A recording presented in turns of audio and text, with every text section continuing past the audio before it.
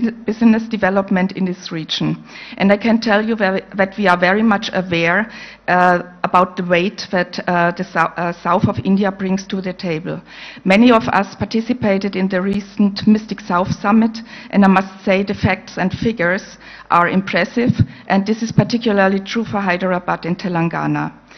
You have carved out more than a niche in India's economy, and the prospects are bright. Regarding the perspectives of South India in general, they are also positive. We see new markets in the east and the southern hemisphere emerging, and this is already taken into account by many companies.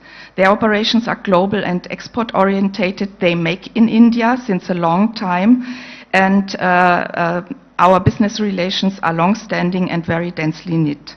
Germany is the biggest trade partner in India and the European Union, and an important trading partner also bilaterally.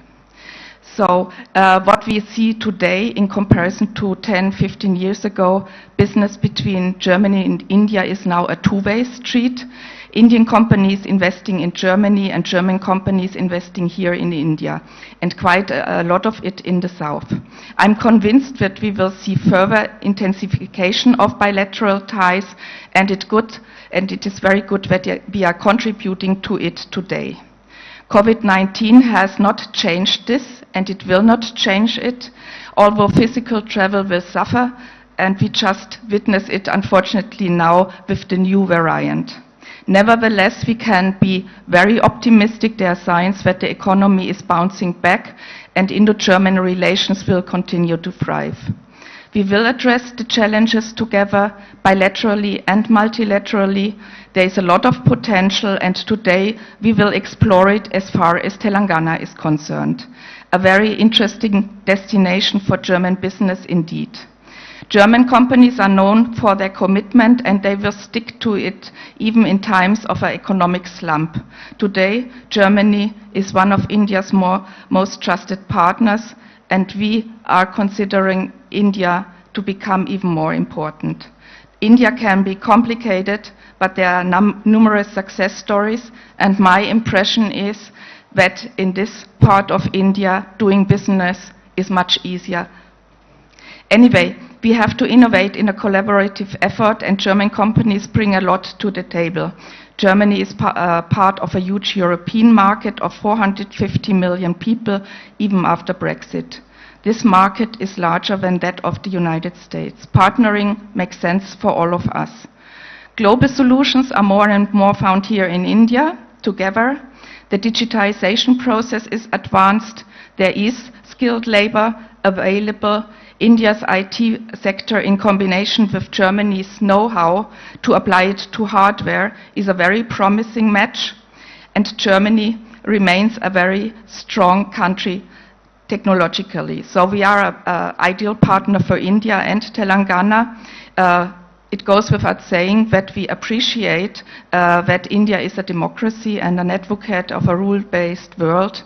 Germany and India are connected on government level, but this is not all. In addition, we have numerous contacts that exist between business, academic, and our civil society. So therefore, we walk into the future on a very solid foundation. Thank you very much.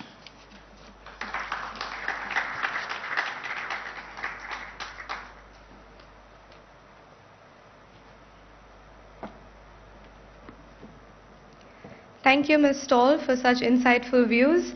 I would now like to invite our Principal Secretary, IT and Industries, Mr. Jayesh Ranjan, to throw light on the investment opportunities in the state of Telangana. Can we have a round of applause?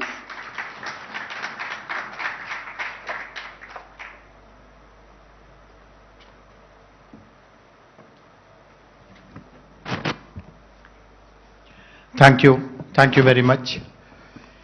His Excellency, the Ambassador, Consul General Ms. Stoll, senior representatives from the embassy who have come to participate in this event, Mr. Alusa, Mr. Ranjit Pratap, Mr. Mallikarjun from IGCC, Mr. BVR Mohan Reddy, Ms. Amita Desai, and most importantly, representatives of different German companies who are here today to learn more about the value proposition that is possible in the state of Telangana. Very grateful to you. There are basically three reasons why we wanted to take up this investment meet. Some of you would be aware of it, might have seen news items, news reports, that Telangana continues to receive regular investments from different parts of the globe. We are a very prominent destination of American companies for sure. We have lots of investments from, let us say, Japan, Korea, Taiwan, China. Also good number of investments from countries who are in the Middle East like UAE, etc. But the footprint of European companies in Telangana is limited. Of course, it is growing at a reasonably satisfactory pace. But as compared, let us say, to American presence, Americans have discovered Telangana like anything. But we don't see the same kind of footprint of European companies here. And many interactions with the companies who are here, who are already here. You will actually be listening to three of them, and there are many more, three German companies that is.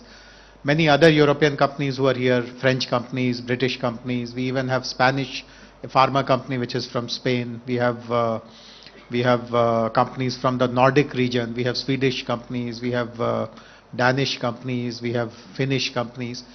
Whenever I interact with them, their experience has been extremely positive. In fact, they tell us that they had never anticipated that it will be such a smooth affair and it will be such a positive affair.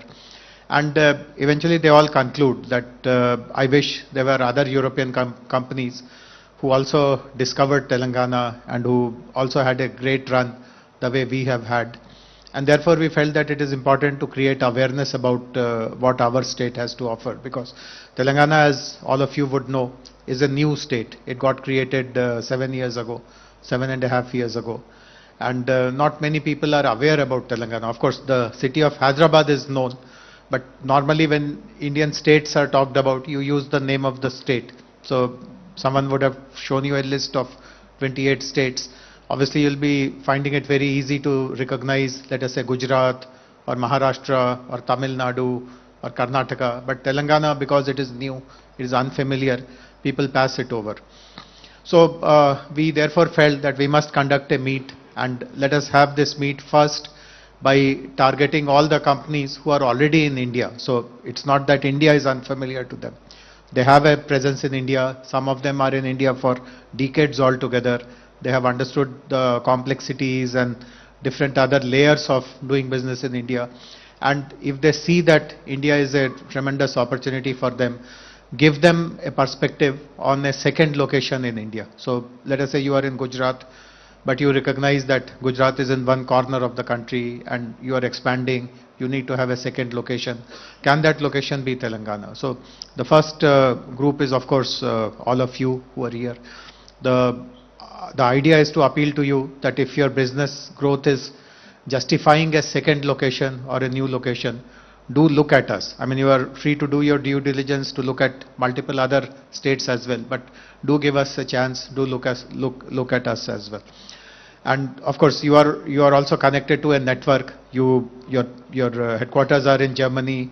You may have vendors, you may have suppliers, you may have partners in Germany. You may be attending lots of industry meets and other association meets there. So when you get a chance to recommend India to your colleagues, etc., do again keep us at the top of your mind. If you like what you hear, if you like what you see, and so on. And of course, once we are done with these kind of, and I do hope that this will be a regular interaction. While we have invited all of you here, and I'm glad that you have taken pains to come to Hyderabad, but we would also be making this a regular kind of an interaction. Not that you'll be called to Hyderabad every now and then. Of course, we'll be very happy if you can come here. This is the most livable city in the country. So if you're here, I mean, it'll give you lots of joy. But if you have your association meetings elsewhere also, for instance, Mr. Halusa was telling me the other day that IGCC has its regional meetings and chapter meetings frequently. So whenever you have a chapter meeting sometimes later in the year, or later in the year meaning next year at other locations. If you give us 30 minutes time, we would also be willing to come and participate and renew this conversation, etc. So this is one group of companies who are already in India, and we would like to kind of make an appeal to them to look at a possibility of the second location. The second part of our strategy is actually to look at companies in Germany who don't have any presence in India as yet. Of course, there are hundreds and hundreds of such companies, so it's a large kind of a catchment. Many of them may not be in India today because of a variety of reasons. For some, maybe the growth opportunities in Europe or whatever other markets they service, that is still there, so they are kind of still looking at expanding further in their own domain. Some of them may be put off by some hearsay that India is a difficult place to do business, it is complicated, and maybe companies don't have a comfortable ride if they come to India. So there could be a variety of reasons, and the best way to address all these misconceptions or doubts, etc., is to have interactions with them in a more face-to-face manner. So Honorable Minister will be joining us in a while. The Minister has agreed that in January we will be actually making a visit to Germany. We'll be spending at least 2 to 3 days for sure, and of course we'll be taking the guidance of the embassy and the consulate to plan our visit, and we'll of course also be seeking the help of the Indian embassy in Bonn, I guess, or Berlin. I don't know where they are. Berlin, and also the consulates in Munich, Frankfurt, etc., to plan for our trip. But we would like it to be a very focused, targeted trip. We cover maybe 2 cities over those 3 days, meet as many companies, as many associations as possible, and maybe tell to them more about India as a country. And of course, within India, the focus will be on Telangana. The focus will be to speak to them about our state of Telangana. Because frankly speaking, since all of you are doing business in India for years, you would have recognized by now that while we talk about India, it is not just one big country. There are 28 Indias within that big India, and different Indias, these 28 Indias are moving at a different pace. Some of them are extremely progressive. Some of them are very keen to attract global investments. Some of them have very progressive policies, very business-friendly policies. In some state, the gap between what they promise and what they deliver is literally zero. I mean, everything that you hear is actually delivered to you. Sometimes you receive much more than what has been promised. So different Indias are at different pace, and those who live in India now recognize that in the constitution of our country, states also enjoy lots of autonomy. I mean, while there is a national program, for example, there's a national program called Make in India. So that's a great program, and we all kind of subscribe to it. But our federal structure allows the states also to do their own bits, create their own policies, of course aligned with the national policy. But we can have things beyond the national policy also. We can give you something more than what the national policy offers. And when you hear our minister speak in the afternoon, he'll be telling you a number of things about how we have gone much, much beyond these national programs, national policies, etc. So in India, when you, as I said, when you continue to do business here, I'm sure you understand how states are ranked, how states are evaluated, and how it makes sense to bilaterally have discussions at the states level.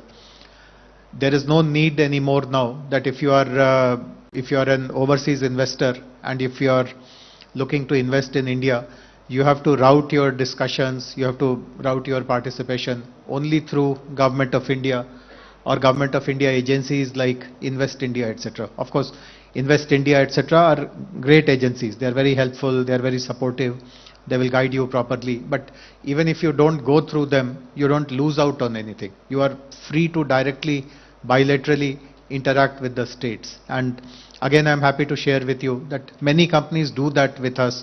We receive bilateral investment proposals, and obviously the kind of response that they get from us, the kind of professionalism we show in our approach, that really impresses them, and most of these investments eventually materialize for us. So that is the message which I wanted to leave with all of you, that when you look at India, do it in a disaggregated way. I mean, India is 28 Indias. Understand which of those 28 Indias is better aligned with your goals, and of course then work very closely with them. I'm also very happy to share with you that like Invest India, I spoke about Invest India, we have created a similar professional setup which is called Invest Telangana.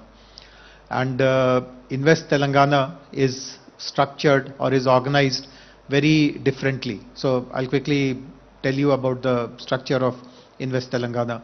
So in our industrial policy, which is called TS-IPAS and which was introduced about 7 years ago, we identified 14 priority sectors. And for each of those sectors, we have created a wing in our Invest Telangana, and we have appointed director level officers who are all from the private sector, who have all been taken on deputation to the government from the private world. I mean, they are not government employees in that sense. They are people who have 5 years, 7 years, 8 years, 10 years experience in that domain, and they have acquired understanding of that domain, and now they have chosen to work for Government of Telangana. And each of them, they have their own small team. Some of them have consultancy backing as well, and they are the they are the face of the government when it comes to dealing with investments. So I can give you an example. I mean, you would have seen this very impressive product display, then the collaterals of this Munich-based company called Light Auto. Now, in a short while from now, maybe in another 30 minutes from now, you will witness a very historical announcement which this company is making. So I'll let you wait till then. But the point which I'm making is that this entire investment proposal was closed in just literally about maybe 15 days or so, with the help of our Invest Telangana colleagues, led by our director for automotive, who is also amongst us. So every sector, so we have a director for life sciences, we have a director for electronics, we have a director for aerospace, we have a director for retail, we have a director for logistics, we have a director for food processing, we have a director for textiles, we have a joint director who looks after animation, gaming, etc. Our director for information technology is also sitting here. So this is how Invest Telangana is organized. So if you reach out to us, you can assure that a professional who understands the domain will interact with you, and we give them lots of autonomy, we give them lots of flexibility. They can discuss multiple things and provide government's commitment. It's not a very hierarchical, procedurally complicated system that we follow. Many of the decisions can be taken then and there by the directors, because they understand that if there is something of relevance for the state, we should not pull back on anything. We should just go ahead and make the investors comfortable and give them that sense of welcome and appreciation for the investment that they are going to bring here. So I'm very happy that all of you have come here. We will be interacting with you for the next couple of hours. There will be important speeches by Mr. B.V.R. Mohan Reddy, who till recently was the honorary consul here, and is the executive chairman of a very important, very prominent IT company called Cyient, was also the former president of NASSCOM. He will be telling you about the standard issues which any overseas company first confronts with. For example, is talent available, is skill available? So he will speak about that. Of course, Honorable Minister will be telling you about our industrial policy and what can you expect to get here in Telangana or to receive in Telangana. And of course, the ambassador will be telling you about his perspective on how Indo-German bilateral trade, commerce, and other exchanges are getting promoted in the present regime. But most importantly, you will be listening to some company representatives who actually have been doing business in Telangana for a few years now. And most of you have also chosen to participate in site visits, which is again very, very important, because see, we can go on talking for hours altogether. I mean, there's nothing that we can't speak of. But eventually, the proof of whatever we say is that how much of it is happening on the ground. And nothing better than to actually go to companies without any one of us being there, just ask them direct questions, get a sense of understanding of what they get in Telangana, what we not effectively deliver, and then come to your conclusions about how would you rank this state as compared to other 27 states in the country. So once again, a warm welcome to all of you from my behalf also. I will be available throughout till you leave for your site visits. I am available. So at any point in time, if any one of you want to reach out and maybe exchange cards or have some specific questions, etc. Even when we are having lunch, I'll be happy to spend time and interact with you. Warm welcome once again. Thank you very much.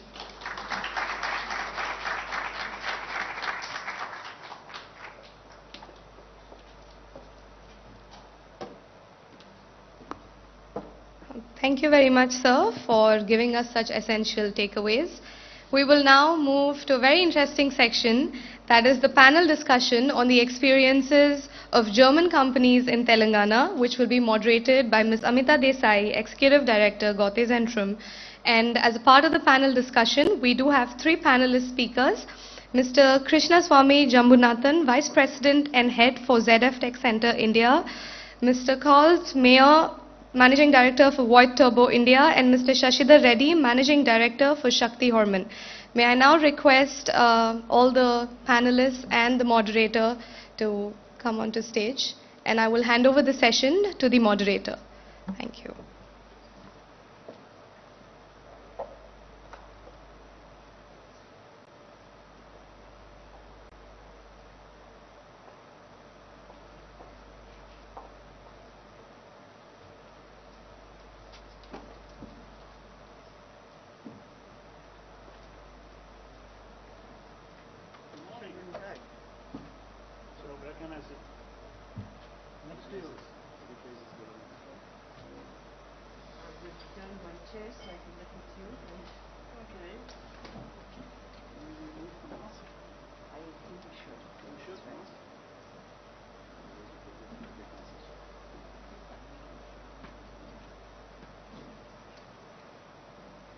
Well, a very good morning.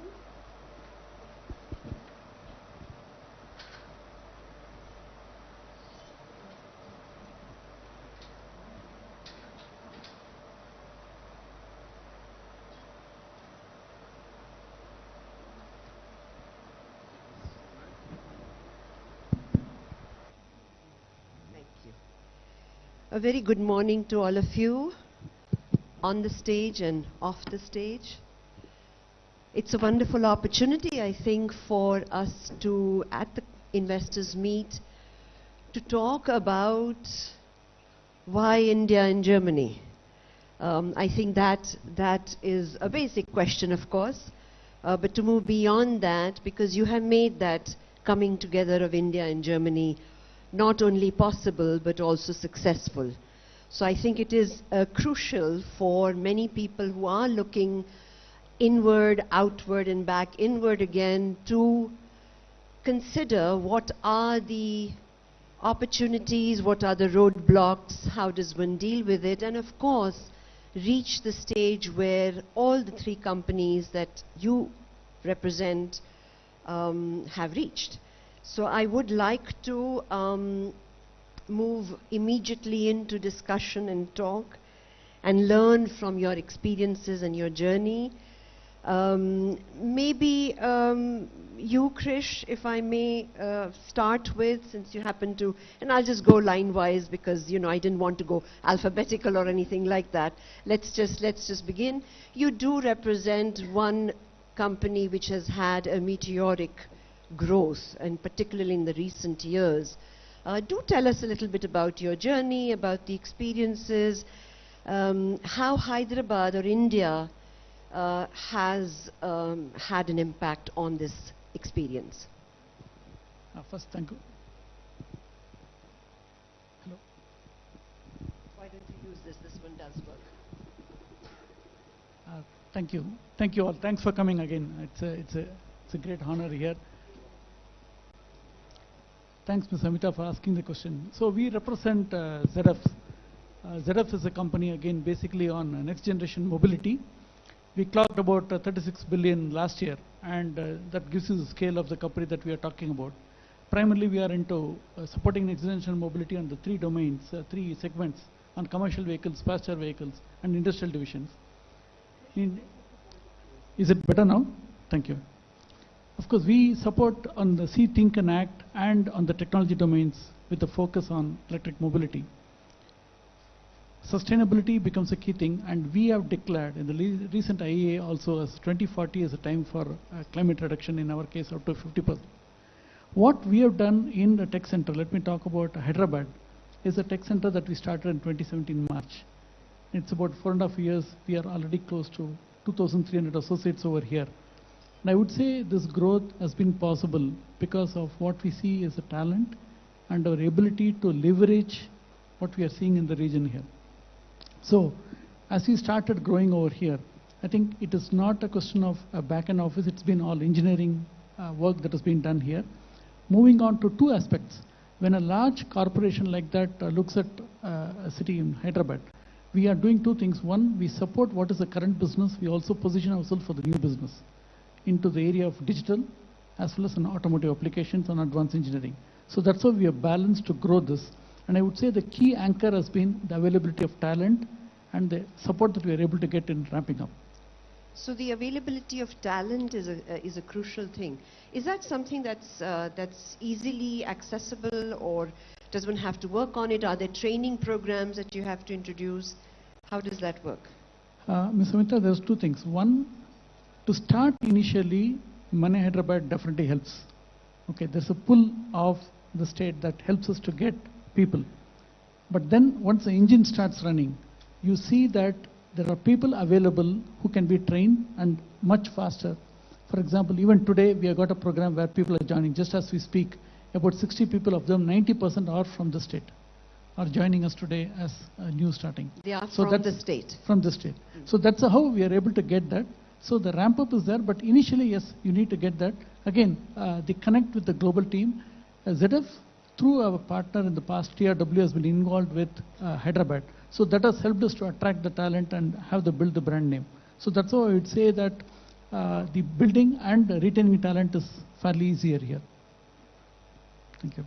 And that is because of the talent that you find, or it's because of the training that they have come with, or is it the push that they get from the state itself? Talent is available, definitely. The training helps us to align with our business objectives. That's why the training helps. And definitely the environment plays a big role in retaining that talent. Lovely. Shashidharji, can I request you to please tell us about your journey? You like the door to the world, right? So tell us a little bit about that. Good morning, thank you. We started in '94, and it's been a long journey in the state of Telangana. It was erstwhile state of Andhra Pradesh. But the Germans, the Hermann company, it's a family-owned company. It's $1 billion plus in terms of turnover. They have about 33 plants across the globe. And they invested into Shakti in 2012. Since then, we have expanded. We have moved from not only the original products, which were commercial doors. We now have a range of industrial doors. We're now getting into perimeter security, the whole host of products that we are bringing to the domestic market. We also do some amount of exports from here. It's limited to places. There are certain products that we make, which the other subsidiaries of Hermann do not make. And we cater to those markets and those products where there's a demand for such products.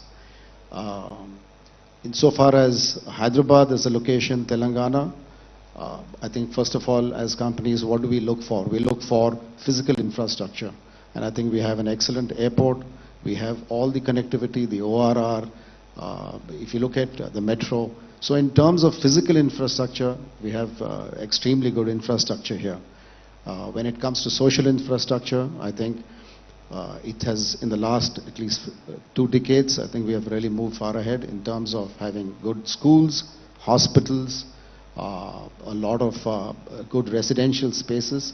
So in terms of social infrastructure also, I think we have, Hyderabad is today the place to be in terms of any, if somebody is talking about investing into any place or having a second location, in my opinion, it would be the first choice today. I mean, though of course we are from Hyderabad, so we're probably partial to it, but the fact still remains, if you were to look at, I mean, we do have traffic issues here, but by and far in terms of connectivity and where Hyderabad is located, we're central. Whether it's the south of India, the west of India, and in some parts of the north, we're very well connected. And that's been a major advantage in the business that we're in. Long term, we may look at a facility up in the north, but that's purely in terms of addressing certain areas of the northern market. In terms of labor relationships, I think it's very cordial here. There is abundant talent, both from the workers and in terms of managerial staff. Yes, of course, there are certain areas in terms of skill sets that we all work on. There is always a need for more skilled people. And probably this is one area where I think Germany could help, along with Skill India, that we could have a good training center that could be established here. It would definitely help a lot of engineering companies. 2 years back, if somebody were to say that this could be a Hyderabad or this area could be, India could be an alternate supply chain destination, I think it wasn't possible to even discuss it because China and a lot of other parts of Southeast Asia were far ahead. But I think post-COVID, there's a lot of possibilities, and especially in the engineering side. So I see a lot of potential in this particular area. So how was it that you actually selected India and particularly Hyderabad as a destination? In our case, it's a little bit different. We were here before the Hermanns came in, so they invested and acquired us in 2012. So, but obviously, what they felt when they came here, when Hermanns came to India, they first set up an office in Bombay, and their first destination for manufacturing was actually Pune. And there is a large number of German companies. The German presence is very strong in Pune.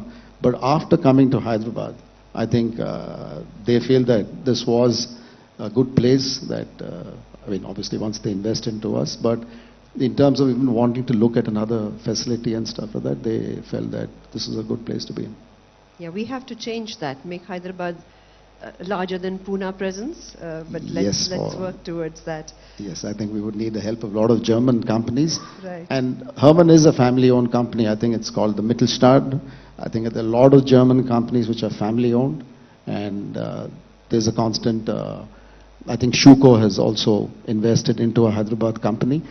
I think if one were to look at building materials, I think Telangana is somehow in the forefront of a lot of building material companies, whether it's doors, windows, tiles, roofings. There's a lot of focus here on building materials. No particular reason, but I think it seems to have become a destination for building materials. Lovely, wonderful. May I request then Mr. Meyer to tell us, you just celebrated 150 years of FOIS, and FOIS India is growing and has been large and providing to the region and beyond. What was that decision to come to India? Because you came far before other companies did. So what is your journey and what is your experience? Yeah, very, very, very nice question, which I think I can talk the whole day about it. But bring it in onto a short nutshell. Yeah, Voigt Group is a family-owned company, worldwide active, especially leading world leader in paper machine manufacturers. About 50% of the worldwide paper is coming from our machines. I think we are world leader in hydro energy machines, and we call ourselves also one of the 3 leaders in so-called drive arrangements. And these drive arrangements brought us here to Hyderabad in 1987. So there was no Telangana existing, it was Andhra Pradesh. And Hyderabad was compared to today, a very small village. About 1.5 million people were living here. Today it's about 7 times more. And the reason why we came here was our big customer BHL, Bharat Heavy Electric Limited. And with them we grew here, definitely in the power area, quite a lot. Nowadays we are going further on, so the lookout for producing local has changed in producing global. And we have here in Telangana and Hyderabad everything what you can dream of. I think the infrastructure is very well done. I mean, I was here founding this company in '87, and when we were looking for land, there was no support from somewhere else, and we had no power, we had no water. We had to look for ourselves, and today, if I'm looking here around, if you want to establish a company here, I mean, that is a very easy cup of tea, which you have to drink, very easy, and there's a lot of help from the state, which at that time wasn't. So coming back to that, talents, as a world active company, you're looking always for talents around the world, and you find them, and here, this area is full of talents. There are young people, and the world is at the moment quickly changing in digitalization. You find them here. Just look around, they are there.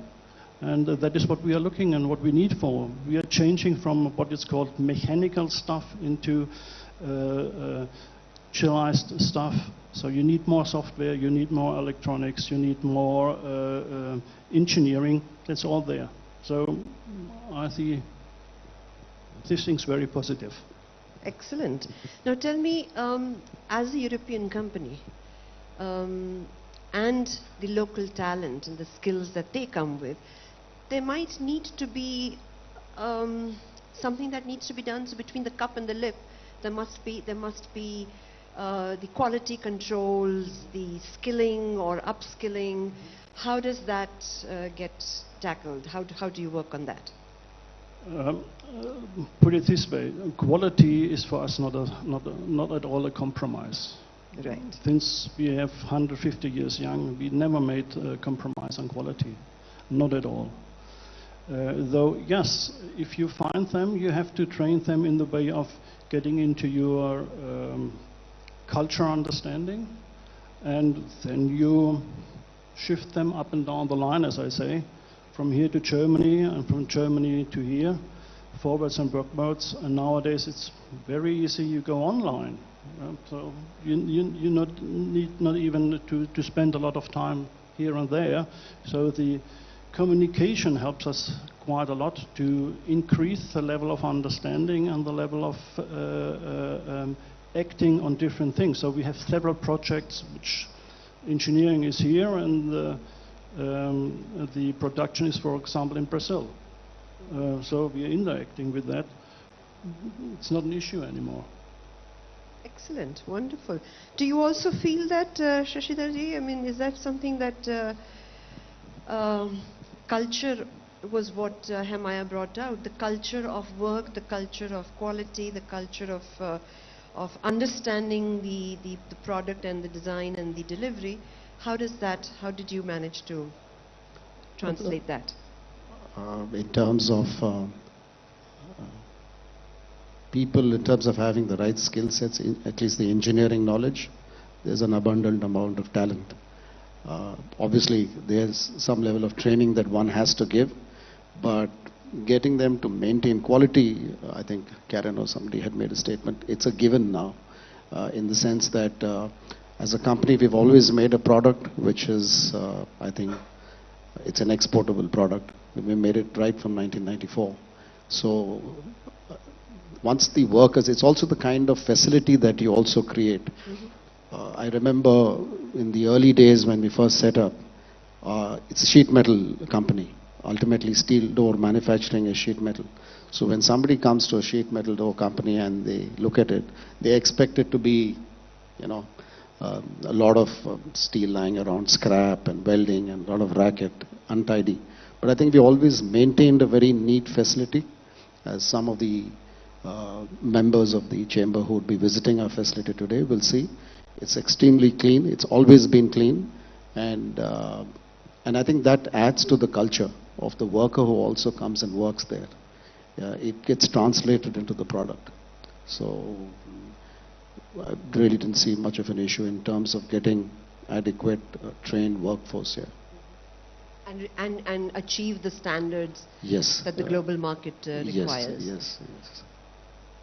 Is that your experience as well, Krish? Yeah. How are the markers of success and quality instilled in the skilled professionals? Yeah, I think, as you know, for engineering, definitely we have always been known, India. But what also happens is, I think where we see the state evolving is the same culture that you see mini India. I would say, as Mr. Jayasranjan mentioned about the 28 states, that culture is coming in because the way we are positioned, it is attracting talent from all over India. And that is giving us an advantage of what we are capable of. So you really see the diversity taking shape here and helping contribute to the state. And we are set up again as an export special economic zone, so we are doing all of the work is for global. So that culture of working and engineering development is really built in. And when you have the right environment, we are able to attract the right talent and use the diversity to deliver. That's how I would see as an opportunity here. Wow, that's an excellent, because that is quite a diverse. I mean, you're actually creating a global creator. Yes. Sitting here in Hyderabad. Exactly. And that obviously is a doable thing. I mean, that's very clear.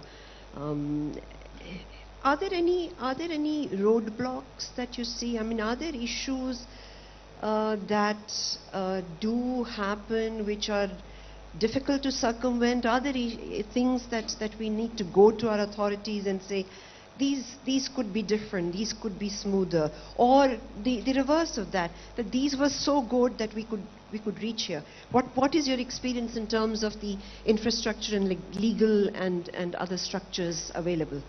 Thank you. And I'll give one specific example and let the people can know from it. Is all of us went through the pandemic, right? And last year when we had the pandemic, like any other company, we were also not prepared. And Rakesh, who's here, heads of finance, made a call to Amar, who is here also, and we were able to get connected with the government and the support in moving the work home in a matter of few weeks. Why I say it's a big challenge is, we have a lot of hardware equipment, we have other tools. It's not easy to, in the pandemic period when there's a national lockdown, to move things. I would say that is one very clear example of how the government has supported in ensuring that today in any of our internal meetings, we are quoted as an example of how we are able to move work on record. And I think that's clearly due to the support that we have received. And I would say it is always a phone call away for anything. We do not have to go for anything else. We are a special economic zone. We are running the operations. Second pandemic also same thing, the second wave. We went through that. So that is, in my view, is one clear example of how the government support works. So how was it? What happened? I mean, machines can't be taken home, so the equipments. In our case, it's the hardware and tools. But the movement, facilitation of the movement, it's just like how you create a green corridor for medical purpose. It's the same thing that we create an industrial corridor. We make sure wherever we are, those lanes are cleared, and simplify the pass movement so that people can move the work home and the movement of vehicles. So that was very essential. We literally moved about 1,500 computers home, along with the hardware. So that's the sort of logistics and day-to-day working that we are talking about, as an example. That's from Are there any issues, any one of you, any issues that could be different? Or is there something that the government could do differently? Could India do differently to bring in more from abroad? Something that you're all thinking. So obviously there's nothing. It's all quite smooth.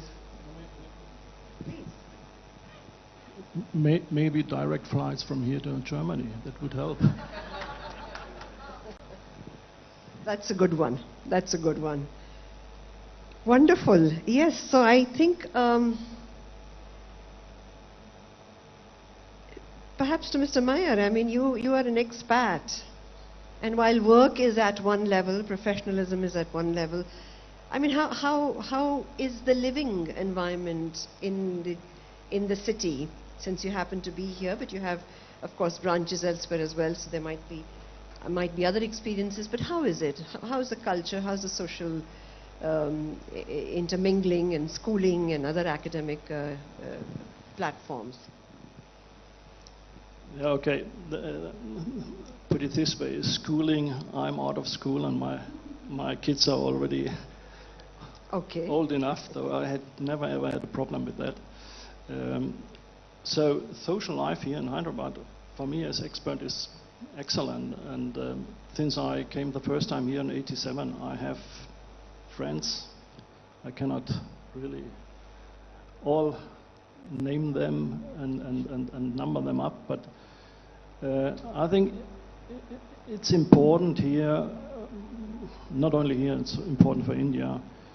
You have to be willing to be open. And if you like food, Indian food, and if you like the people, things are coming around by themselves.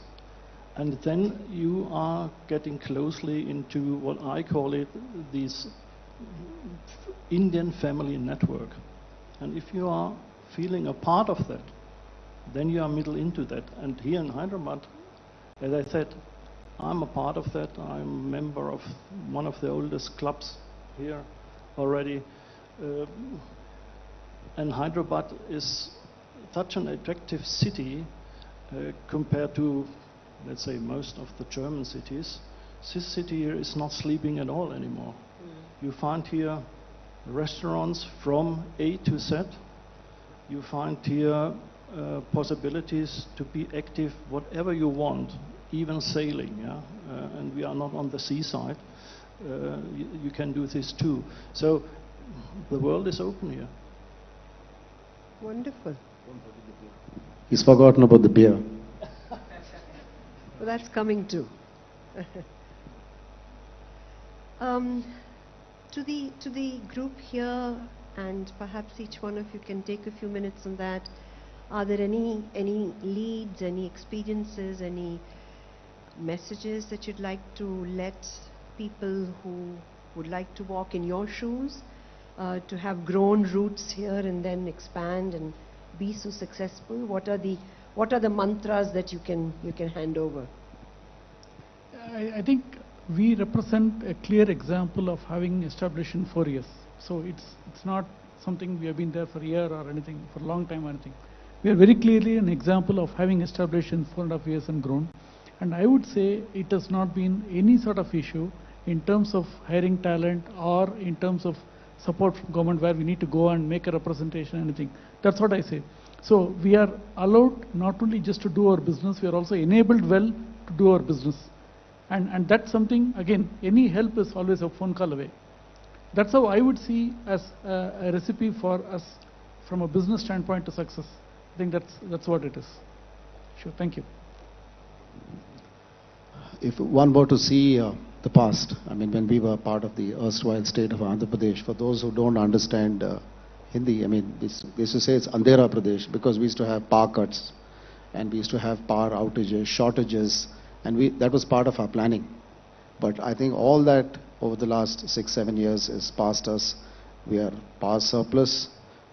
We hardly have any issues on law and order, and that's pretty important. And yes, a direct flight to Germany would help in terms of connectivity, because we used to have Lufthansa fly from here, and I think it would be nice if Lufthansa could fly back to Hyderabad.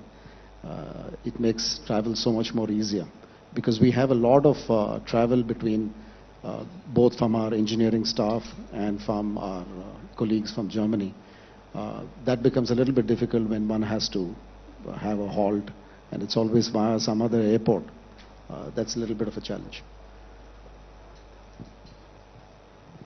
Okay, I see somebody's coming here in.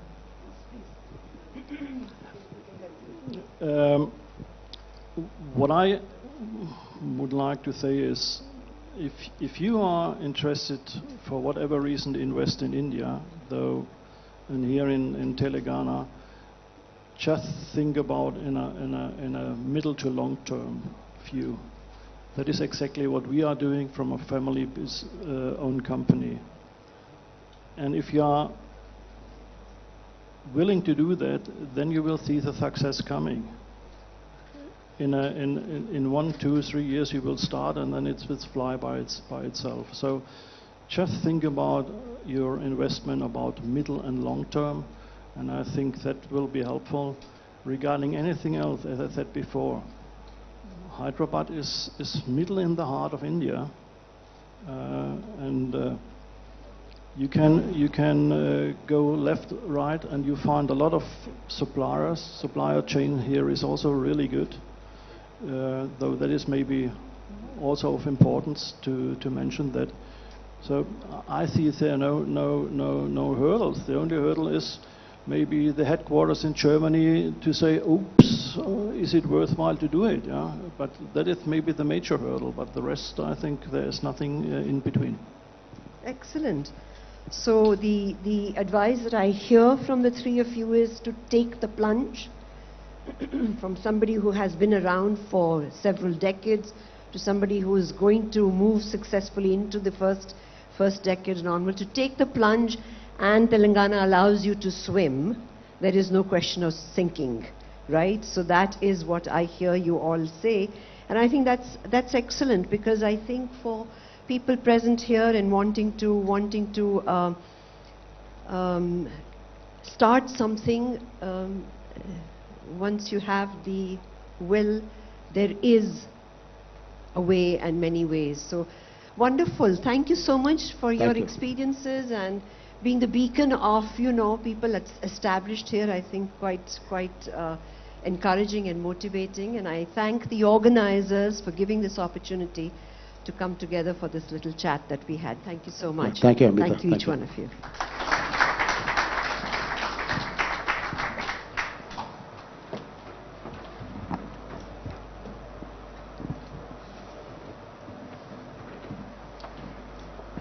Thank you, Ms. Amita, and our three key panelists for such an interesting conversation. Can I please invite all the dignitaries to step onto stage, please?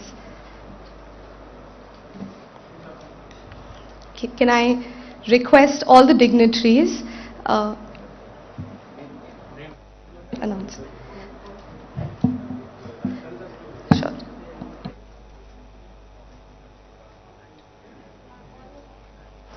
Our Honorable Minister for IT and Industries, Shri KT Ramarao sir.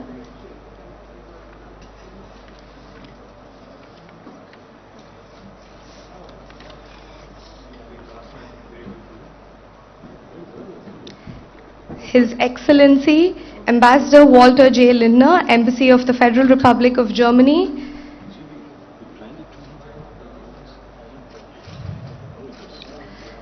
Shri Jayesh Ranjan, Principal Secretary, IT and Industries.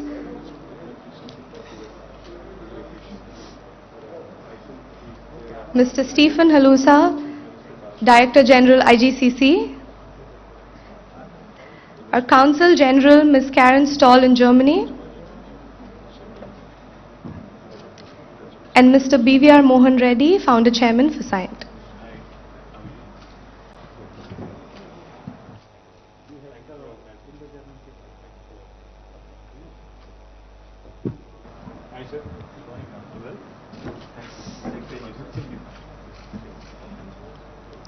We have now reached a very key moment of this summit. We will now be signing a Memorandum of Understanding between the Government of Telangana and Light Auto GmbH. Light Auto GmbH will invest approximately 1,500 crores, that is 200 million, in Telangana to establish an advanced design and manufacturing facility called Light Auto Components Private Limited. This will be spread about 100 acres and it will generate employment for about 10,000 plus people. In fact, Everything that we're discussing in today's summit is translated into a live example by this one company.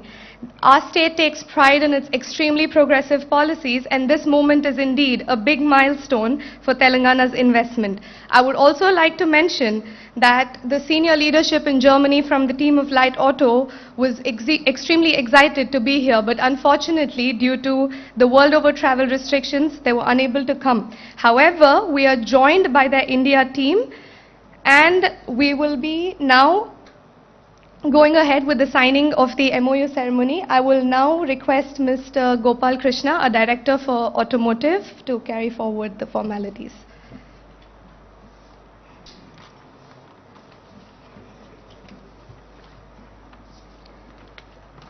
Can I also request on stage Mr. Bala Anand Jaldi, MD Light Auto India, Mr. Ramesh Santanam, Corporate Group Advisor, Mr. Shubha Charan, Director Strategy, Mr. Venkat Reddy Yata, Head of Operations, Mr. Kranti Reddy, Head of Design, and Mr. Ram Mohan, Admin Light Auto. Can I please have the entire team on stage?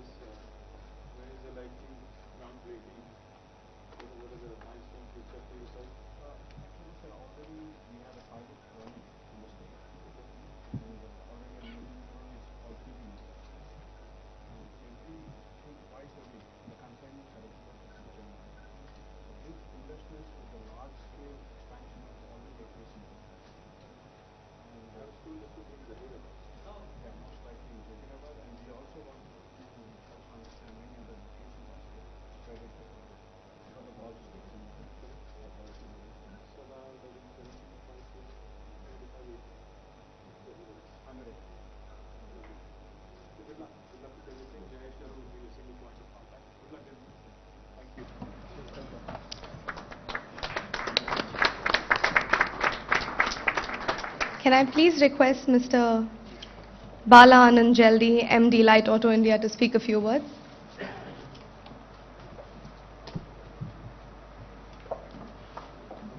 Good morning to all dignitaries, Your Excellency, Honorable Minister of Industries for State of Telangana, Karen Stoll from Consulate General in Germany.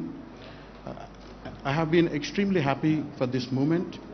This progress has been the work of nearly 3 years of continuous work within the state of Telangana, and also apart from that 15 years of R&D where the technology has been tested and tried in space and defense technologies as well.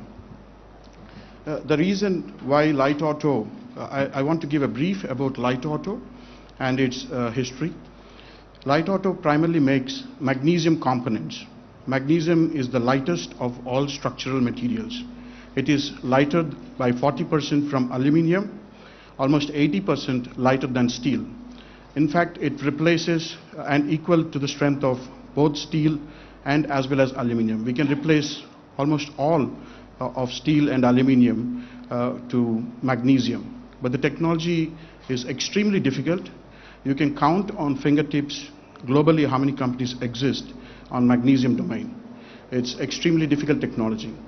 But the progress of Light Auto is one of the most interesting journey we have, primarily after putting up our headquarters in Munich. The first customer for us was so encouraging. It was one of the biggest companies, Rheinmetall. In fact, they encouraged us to set up the German headquarters, because we were thinking many locations in Europe, what should be the best location. After setting up, Rheinmetall has supported us significantly in infusing capital for continuous product development, which they are launching next year. And in fact, I'm proud to state that almost all of the prototypes which was tested and proved by the German giant was made in Telangana. Actually, the pilot was already running in Telangana for the last 1 year, and the Light Auto GmbH has already been investing in Telangana for the last 1 year. And every week we have a shipment going into Germany for these advanced testing. And interestingly, after that, in the last 1 year, there is an explosion of demand for light auto.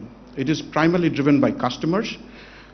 In the automotive sector, we see that a tectonic shift has happening from fossil fuel-based engines to the battery systems and hydrogen vehicles. For battery systems to battery vehicles, the structures need to be the lightest possible so that the vehicles have range and energy efficiency. And for hydrogen-powered vehicles as well, the similar applies. So in that regard, the magnesium has taken its central position with all the auto majors. In fact, one of the case study I can say is with BMW, we have just 2 weeks to get the supplier code. It is, if you go into automotive domain, getting a supplier code from a large corporate like BMW nearly takes 6 months to 1 year. And BMW said that Light Auto made a history in BMW to get a supplier code in 2 weeks, and we have recently have finished their advanced product development prototypes as well in the state of Telangana. Because of this constant demand, we have a responsibility towards our customers to increase our scale in a very aggressive way. So Light Auto GmbH, which is a marquee management teams who have managed billion-dollar businesses in automotive, I would like to name few of my colleagues in Germany. Chris McGinty, he is the CEO of Light Auto GmbH. He used to manage 9 billion portfolio in Namura Bank. Uwe Frust, he is the CFO. Dr. Sheshu, he is the ex-CTO of Ashok Leyland. He is 20 years with Daimler, and he is also the Chief Technology Officer for Great Wall in China. He has extensive experience, and he is actually he is board member for three major unicorns in Europe. Then Mr. Venkatraman, he is the head of business development team in business bus division of Ashok Leyland, also the executive chairman of Ashok Leyland Trust. Mr. Ramesh Santanam, who is here right now with us, he is the innovation head for Hinduja family businesses, innovation head. He is also the head of incubation center for IIT Madras, instrumental in innovation and enhancing the startups in Ashok Leyland. With this marquee team, the company could convince our German clients to further progress it. Today, Light Auto has, within the last 18 months, Light Auto has bagged an order pipeline of 2.2 billion euros. And also recently, just last week, one of our major clients has committed 1 billion euro order contracts, and also advised us to take over 3 of the major plant. In fact, one of the plant is the third largest plant in Europe for the magnesium die casting. So that is being pushed by our client for the takeover. So because of these aggressive moves by our clients and also the market requirement, Light Auto has to quickly come out with scalable plans and convince our customers. So we have a 600 million euro investment plan for the next 5 years. In that, 180 million to 200 million is earmarked for India investments. And the entire 180 million would probably be invested in the state of Telangana. For primary reasons is the state of Telangana has been, even though a young state, has proven itself of marquee strategies in executing an investor-friendly climate it has created. Especially, I have to really praise Industrial Minister KTR Garu because of his strategy in attracting business, sending a corporate jet to get a investment is no ordinary thinking. It's out of the box thinking. These kind of things have been noted by our German team, that we need aggressive, supportive government for our investment of 200 million in the 2 phases. This plant of 100 plus acres will be coming in Telangana. And also that it will create 9,000 plus of direct jobs, 18,000 plus of indirect jobs. And I have to really thank my clients, basically, but the customers, because the customers are driving this company purely because of the products, they like it, and the solutions we provide. And this is primarily the combination of the customers, our teams in Germany and India, and also the state, which is really progressive. And Telangana state has one of the most unique characteristics, is also that it has a defense and aerospace background. Because of defense and aerospace background, the skill set available in Telangana is very rich, especially when we are doing high precision, high quality products. We need the skill set aligned to that direction. And in automotive industry, magnesium requires very high standards of production capability, otherwise the parts get heavy defects and market complaints. And we were very much impressed with the talent and skill set available in Hyderabad, especially that the precision engineering is one of the roots. And I think that will help the company to propel its growth and also quickly scale up and execute our business plans in the next 5 years. I thank Dr. Jayesh Ranjan and his team. When Mrs. Karen has written to him, the response was very quick. We are not aware that today there is an event, but within 10 days, an MOU signing with a German company. In fact, I can tell my colleagues in Germany, they don't move at all fast. They are very, very conservative. To sign a document, it has to go to legal, and the protocols are quite enormous. And also the commitment of 200 million, they have to go back to the investors to convince this is the right place we are putting and the protocols. But also the progressive and quick decisions and quick movement of the teams from Dr. Jayesh Ranjan and his team is really appreciated. It impressed our team to take quick decisions back in Germany, and the MOU is approved. And I think the further steps of executing and investments is going to be the next steps, and I think we are geared up to do so. And I really thank the teams in Telangana government that they are very progressive, very innovative, and quick and fast to respond. I look forward for this association and also Light Auto's growth in Telangana and also in Europe. Thank you, sir. Thank you.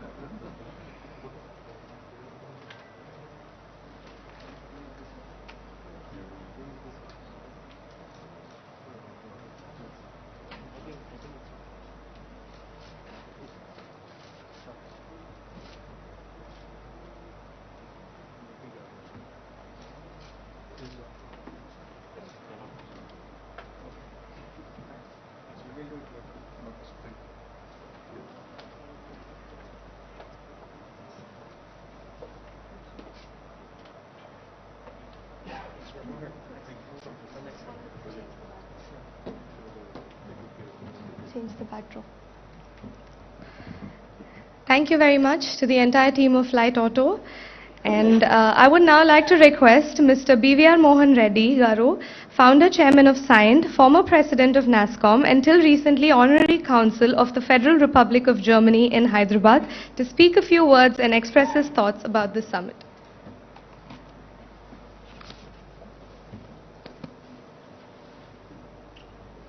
Honorable Minister KT Ramarao Garu,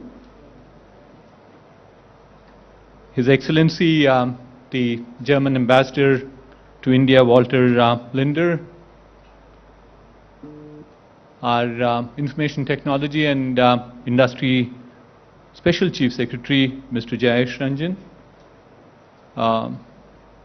our Consulate General in Chennai, Ms. Karen Stoll, Mr. Halusa from IGCC, ladies and gentlemen, a very good morning to you.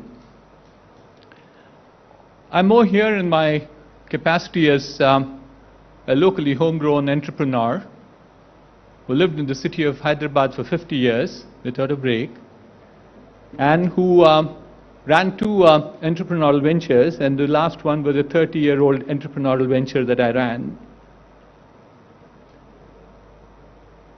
As a part of that, I've also seen enough of the world, because my company does exports. And so we have gone ahead to analyze what does it mean to go and set up a development center or a manufacturing facility in anywhere in the world. So what I'm sure many of you understand is called a location attractiveness. And certainly what we have seen in the past was how is the infrastructure. Infrastructure in terms of hard infrastructure as well as the soft infrastructure. Whether you have enough of road connectivity, the air connectivity, the rail connectivity, innumerable number of them that go by. People like us, as I said, you could then count on my age too thereafter, is that have gone back to the governments to tell them how important it was to create a cultural environment in the city of Hyderabad. I still recall an instance where I took a representation to the Chief Minister, then the Chief Minister, to say that we should allow the pubs to be opened. We have to allow alcohol also to be there. This is a part of, the cosmopolitan nature. So the government's played an extremely important role in facilitating the industry to come by. Amazing effort that has gone in from different governments. But what we have seen in the last 6 years is a further positive transformation in terms of what we have seen as the infrastructure, the facilitation, the ecosystem to ensure that more amount of industry came in. So it is not just the hard or the soft infrastructure we're talking about, but much more than that is to create an ecosystem, certainly which would attract more amount of investments into India. And that's precisely what we're heading towards in saying that here is a city that has many attractive things for every one of you who are in this audience. I'll just call out 3 of them. And I think the 3 panelists who were here earlier also touched upon them very softly, whether it was ZF or it was Hermann, and we also had people from Voith. The first and the foremost is we talked about talent. And in terms of talent, in several ways one could call this as the knowledge capital of this nation. Today, if you look at the number of education institutions in this country are unparalleled. The best of education institutions in India, which go by the name of IIT, IIIT, ISB, Nalsar, University of Hyderabad, or its FLU, and it goes on, are all housed here. You might say, what does FLU have to do? I'm sure that's important for us when we do global businesses. Equally important is that today, in terms of all of us, I'm sure, are technology companies. And more importantly, I think technology has become all-pervasive. irrespective of the industry. You name the industry, I'll give you examples of how technology is invading them right through. It's agriculture, it's healthcare, it's education, it's logistics, you name them. It's all there, manufacturing. So what is important for every one of us is talent.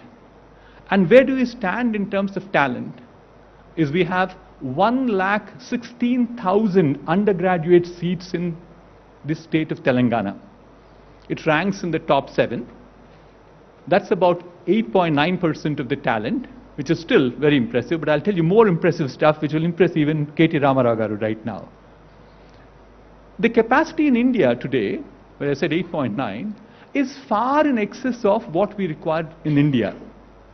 So therefore, students join only institutions which are of good quality.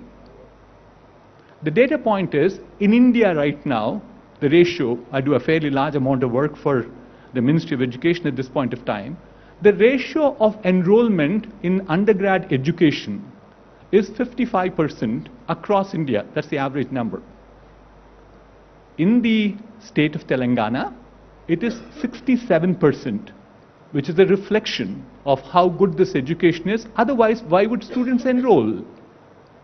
It would probably be the same number of what it is, 12 points ahead. The second one, equally impressive, very dear to my heart, is gender diversity. No family, no society, no institution, no state, no country can prosper without the involvement of women equally having a share with men. The average enrollment for an engineering education in this country from women is 30%. These are MyGov numbers, officially provided to me. In the state of Telangana, the number goes to 36%. Clearly 20% higher than what 30% is. It reflects how tolerance is. The third data point I have is everybody talked about the digital education, emerging technologies, how all these digital technologies are now becoming a part and parcel of every industry. Whether it was ZF, Voith, or Shaktiman, all of them talked about it. And there's been a major thrust, people like me have been involved, in pushing this digital education in this country. In 2018, when the push came, when we went back to look at the national number of seats that were there were 5,000 seats in all. In the last 3 years, or 4 years now, getting to 3.5 years, we now moved the digital technology undergraduate education to 1,20,000. Guess how many of those are in the state of Telangana? 22% of these seats, or 1,20,000 I'm talking about, are in Telangana. So the talent availability, the quality of talent, the gender diversity, as also digital technologies, is nothing to beat the state of Telangana. The next point I'd like to make is, other very important for all of us, is ability to research and develop new products, new services. And today, again, unparalleled data is that there's no city in India today which has the same number of R&D institutions as Hyderabad has. The count is 40 and it is growing. You can name the areas that you like: agriculture, healthcare, defense, aerospace, life sciences, logistics. Any one of those areas, you do have governmental support in terms of laboratories. One might always say, Mr. Reddy, this is government institutions, but then I have to admit the bulk of the research in this nation happens because of government support. But more importantly, I think the movement right now is to convert this research from lab to product, lab to market. My two favorite words are marketing and marketability. I work on this too fairly intensely. How do we bring this R&D out of where it is inside as best kept secrets to be beneficial to this nation? And I think two things. One is, of course, an initiative that I personally run, which is bringing out all the R&D at IITs into the industry. But more importantly, from here, Telangana government created this institution called RICH, which is basically called the Research Innovation Council of Hyderabad. And they have done some amazing work in the last 4 years. So if you're looking at research for products, this is again the location to be in. Finally, my last one is all about the world that we live in. We talk about innovation. And innovation can come because of research. Research leads into innovation. Innovation leads into incubation. And thereafter, you get to an entrepreneurship. And today, in the first few states, we said it's the youngest state in the country.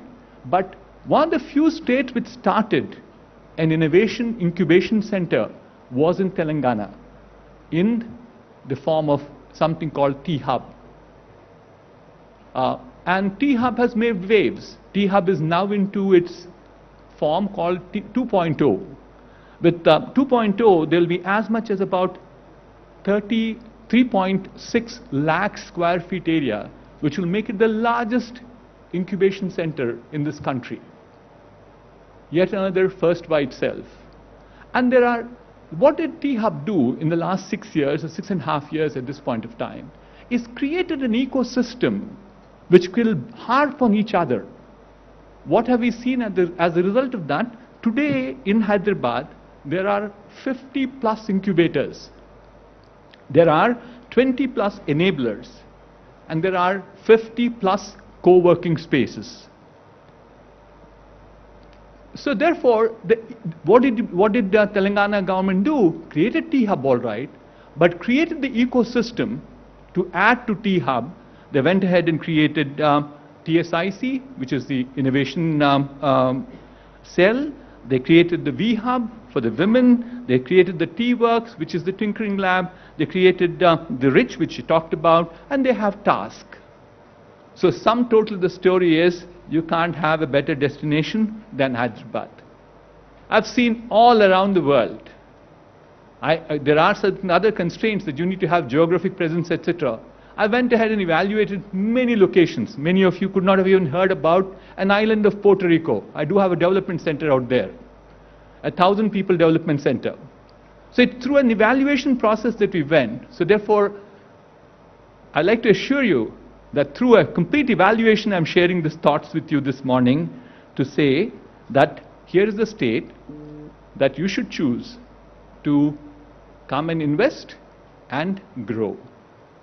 I wouldn't be complete if I wouldn't acknowledge the proactive, the passionate state leadership under the visionary leadership of our Honorable Chief Minister, but equally importantly, our dynamic IT and Industry Minister, Industry, Municipal Administration, it goes on, Mr. K.T. Ramarao Garu. So can we all join hands to thank Mr. K.T. Ramarao Garu for all the good work that he does. And I also keep saying this fairly often, that the political will provides the direction.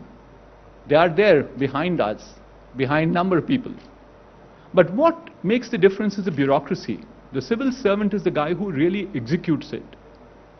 And what we have in a committed and a dedicated government machinery in front of us today is Mr. Jayesh Ranjan, who did a phenomenal job in making what is Hyderabad today. So thank you very much, ladies and gentlemen. I hope this will be, these few thoughts will be very useful to you. And I wish all of you will come and invest more in Hyderabad. Thank you.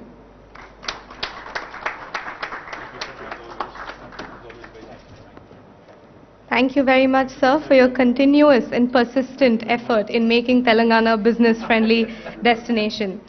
I would now like to request His Excellency Ambassador Walter J. Lindner, Embassy of the Federal Republic of Germany, to share his views on the efforts made by the German government to promote bilateral exchange between Germany and India. Can we have a round of applause, please?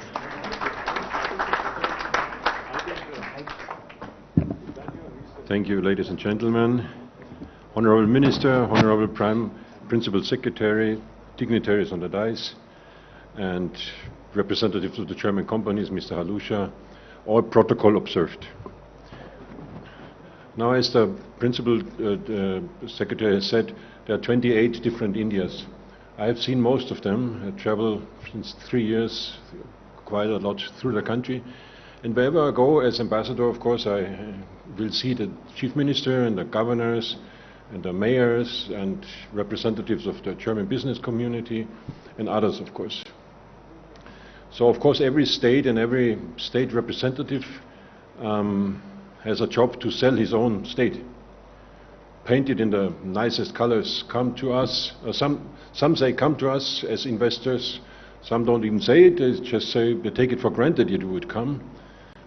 And when I came here for the first time to Hyderabad 3 months ago, of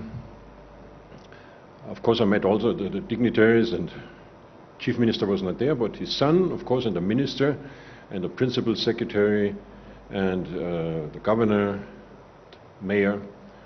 And when we met for the first time, not because we spent same years in New York, in the same area, me in the Union Square, you in 30th streets, where you learn how to be to the point.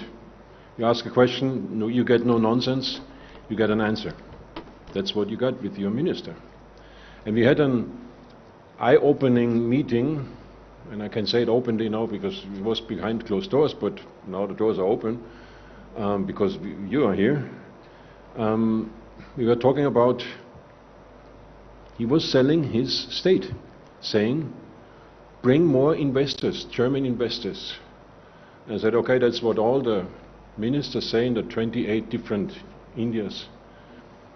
Why should they come? And then he made his case. And I was very, very impressed. It's not so easy to impress me, but he impressed me.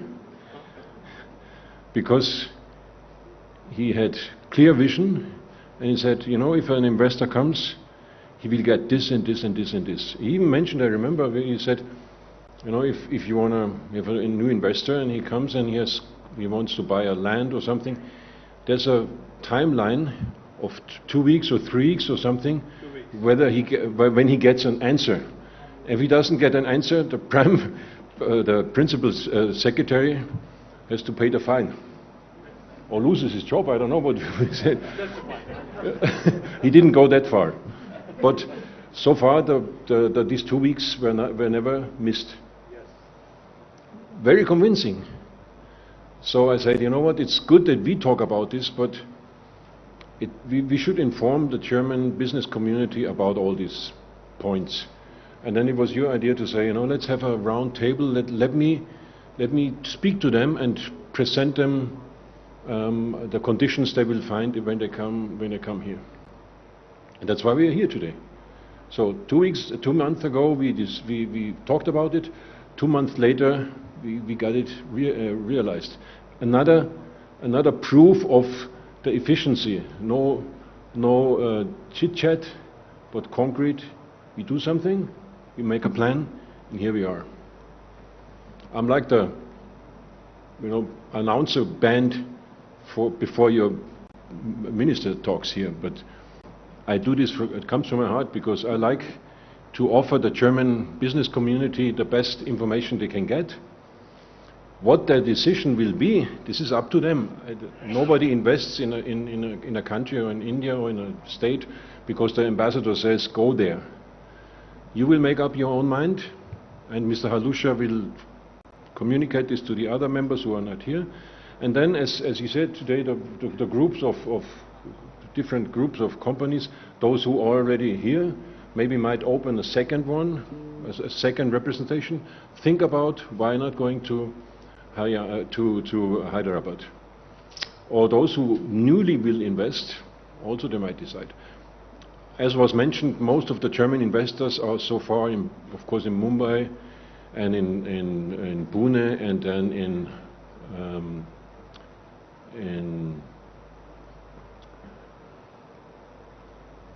Ahmedabad. I was the other day. Ahmedabad, and of course in very few other places, but not so many would be here. Why not coming here? You will hear all the answers by the minister. Coming to an end, we had just a discussion where you were not here, where there were 3 representatives from German companies here, sitting there, and the MC was asking, so if you could wish, what else would you need in this state? What would be on your wish list? And there was silence. Well, there was one point, which is bring in a Lufthansa flight, which is not in your competition, I guess, work line. It would be more in mine, but it's not even in mine. It's in Lufthansa's work line. But otherwise, other than that, silence, which gives a good impression. So it's like they were on your payroll, but they were not, because they are independent entrepreneurs. So I'm very happy that I see quite a number of people here today, and I look very much forward to exactly now this moment when the minister will tell you with his own words why a German company should come here and should maybe not come to the other places I mentioned, but should come to Hyderabad. Thank you very much, and thanks for coming to this meeting.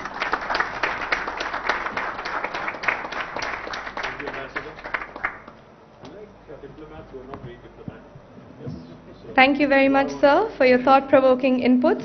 I would now like to request our Honorable Minister for IT and Industries and Urban Development and the topmost leadership of the state to speak about the government's support for German investments in our state.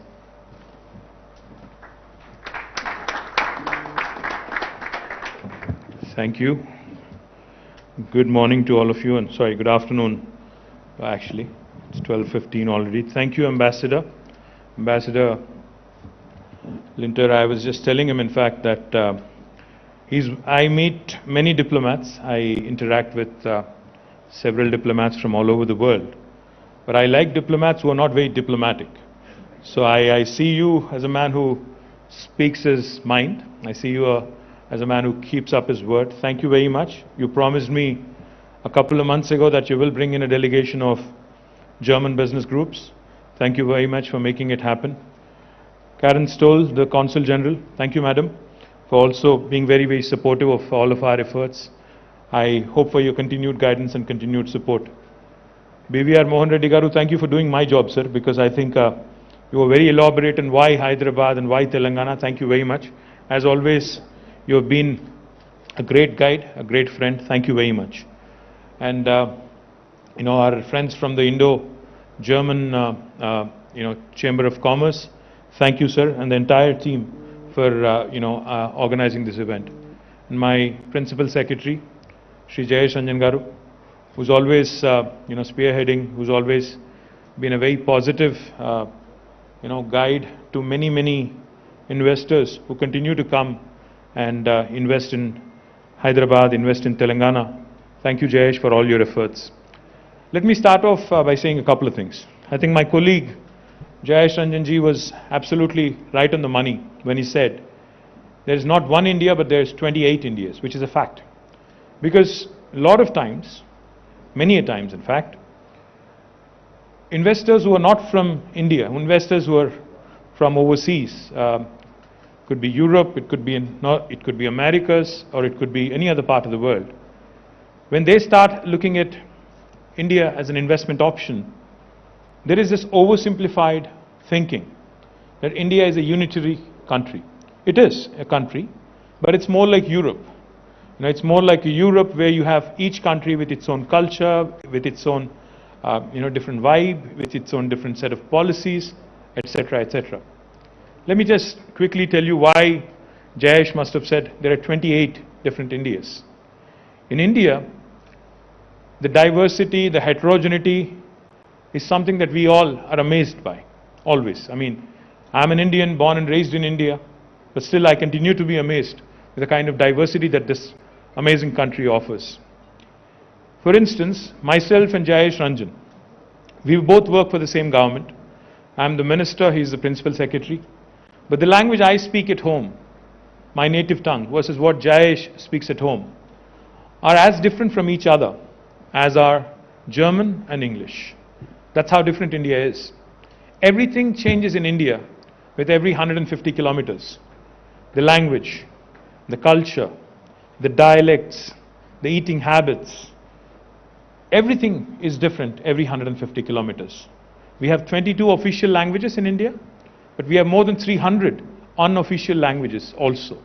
So that's how complex, that's how diverse, that's how heterogeneous our beautiful country is. Therefore, when you are looking to invest in India, when you are looking to do business in India, please do not have an oversimplified version of India as one unit. If you engage with Telangana, you will get one version of India. If you engage with another state in India, you'll get a completely different perspective of doing business in India. So therefore, my appeal to all the German investors who are looking to now redraw strategies after COVID, after the pandemic, who are looking to expand their base in India, who are looking to consolidate their position, their market share in India, my humble appeal to all of you is, you need to look beyond, you need to think beyond Delhi, you need to think beyond Mumbai. Because each state, I mean the overall policy, the overall foreign policy, the overall trade policy, the trade agreements are decided by Government of India, but the action actually lies in the states. States is where the action really is. What do I mean? What I mean is, if you are an investor and if you are looking to invest in India, what all do you look for? Of course, a broad policy framework which enables you to bring in foreign direct investment. That's number one, which is facilitated by Government of India. What else do you look for? When you invest, we understand very well that you're not looking for the short term. You're coming into a new country, you're coming into a new territory, you're thinking long term, you're thinking of 20 years, 25 years, in some cases, maybe longer. So therefore, you need a partner. You need a partner who can actually guide you, a partner who can help you in building up, in growing together. What else would an investor need when he or she is making a business decision? You would need a few things in my humble opinion. The first thing, of course, one would need is a chunk of land to set up your factories, to set up your operations, to ensure that you actually hit the ground running. That's something Telangana, that's an area where Telangana really excels. In Telangana, we have more than 200,000 acres of land readily available for industrial usage. We have a corporation called as the Telangana State Industrial Infrastructure Corporation, which will facilitate, no matter what your business requirement is in terms of land, we will facilitate that land being handed over to you either in the form of a leasehold or in the form of a freehold piece of land, so that you can start your factory. You just heard our friends from Light Auto. They were talking about how they wanted 100 acres of land and how quick the government of Telangana was to actually come back to them within 10 days and ensure that the paperwork was all done and the MOU was signed right here, right in front of all of you. My compliments, I think, to the entire team of Light Auto for deciding to invest in the state of Telangana. Thank you very much for your business. The second thing I would imagine you would require once you have a piece of land is clearances, speedy approvals. Now that's an area where Telangana really excels. Our Honorable Chief Minister, Shri K. Chandrasekhar Rao Garu, when he assumed the office of Chief Ministership about 7.5 years ago, had an extensive dialogue with the local industry, asked them a couple of questions. He sat with them for 7 hours. He said, what are all the things we need to set right? What are all the things we need to be doing, to improve Telangana's attractiveness when it comes to investments? He was told 3 things. First one was, please improve the electricity situation in the state, because we were reeling under power outages, we were reeling under power deficiency, electricity deficiency. This was about 7.5, 8 years ago. Not so anymore. Now we are a state that assures and supplies 24/7 electricity to all sectors, to industry, to agriculture, to every household. And now we also take a lot of pride in ensuring that 15% of this energy that we generate and supply comes from renewable sources, from solar and wind. We are the second largest renewable energy producing state in India today. So our commitment to environment, our commitment to sustainability, our commitment to SDGs, our commitment to clean tech is something that we take a lot of pride in. Second thing he was asked was for speedy clearances, for speedy approvals. Our Honorable Chief Minister, in fact, asked Jayesh and the entire team of Industries Department to travel, to tour, and come out with the best policy possible in the country and possibly in the world. When they came back, he was not satisfied. He sent them again to visit Singapore, to visit other countries in Europe, Americas, to look at the best possible policies, industrial policies in the world. And then, in November 2014, we have approved in the state legislature the Telangana State Industrial Project Approval Self-Certification System, abbreviated as the TS-IPASS. Now, TS-IPASS is very, very unique. No other state in India has a similar policy. It's a truly, truly single window policy. Now, the joke in India is every state promises a single window, but there are always multiple windows behind that one single window. But in the case of Telangana, backed by statute, backed by legislation, we do promise and deliver a truly single window system. What we promise is if you have a piece of land approved by legislation, you can start construction of your factory on day one without any clearance, without any approval from the local government. Be it the state government or the local municipality or even the local Gram Panchayati, you can start construction of your factory on day one. You can simultaneously apply on the TS-IPASS portal to the government only for regulatory purposes, because we need to know who is doing business in our state and what kind of activity they are engaged in. Once we receive your application online, we only take 15 days to deliver a yes or a no answer to you. You might say again that, we've heard this before, time-bound clearances. How is Telangana different? We are different because if we do not give you a yes or a no answer in 15 days, on the 16th day, it's a deemed yes, it's a deemed automatic approval. No other state in India will tell you this. And the third thing we do, we take accountability very seriously. If we don't deliver on the 15-day window, again by statute, by legislation, on the 16th day, the law empowers us to penalize even our bureaucracy, to penalize even our bureaucrats to the sum of rupees 1,000 per day till such time as they actually clear that specific application. This again, no state in India will tell you. In fact, I was in KPMG's global headquarters talking to the chairman of KPMG, and when I explained to him this policy, and when I mentioned to him that no Indian state will offer you this was in New York City, our favorite city, Ambassador, he looked at me, he smiled, and he said, well, no state in the United States also offers you this kind of policy. So that's how truly remarkable, that's how truly progressive the Telangana government's industrial policy is. For those of you who are thinking, who are smirking and saying, does this actually work or is this all talk?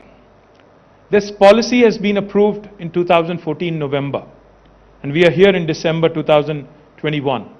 Let me tell you, we've been able to give more than 17,500 clearances so far, all in a time-bound manner in less than 15 days. And in fact, in some cases, you would be amazed, we were able to give clearances in less than 11 days, 10 days, even from 37, 38 departments. That's how efficient Telangana government's delivery has been. And, as they say, what matters really is not just new investors, but existing investor sentiment also.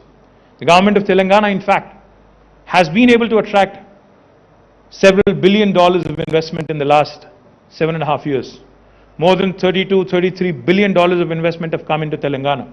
But what's heartening, what's extremely delightful, what makes us happy, is that 24% of that investment is actually from repeat investors who already had a base in the state of Telangana.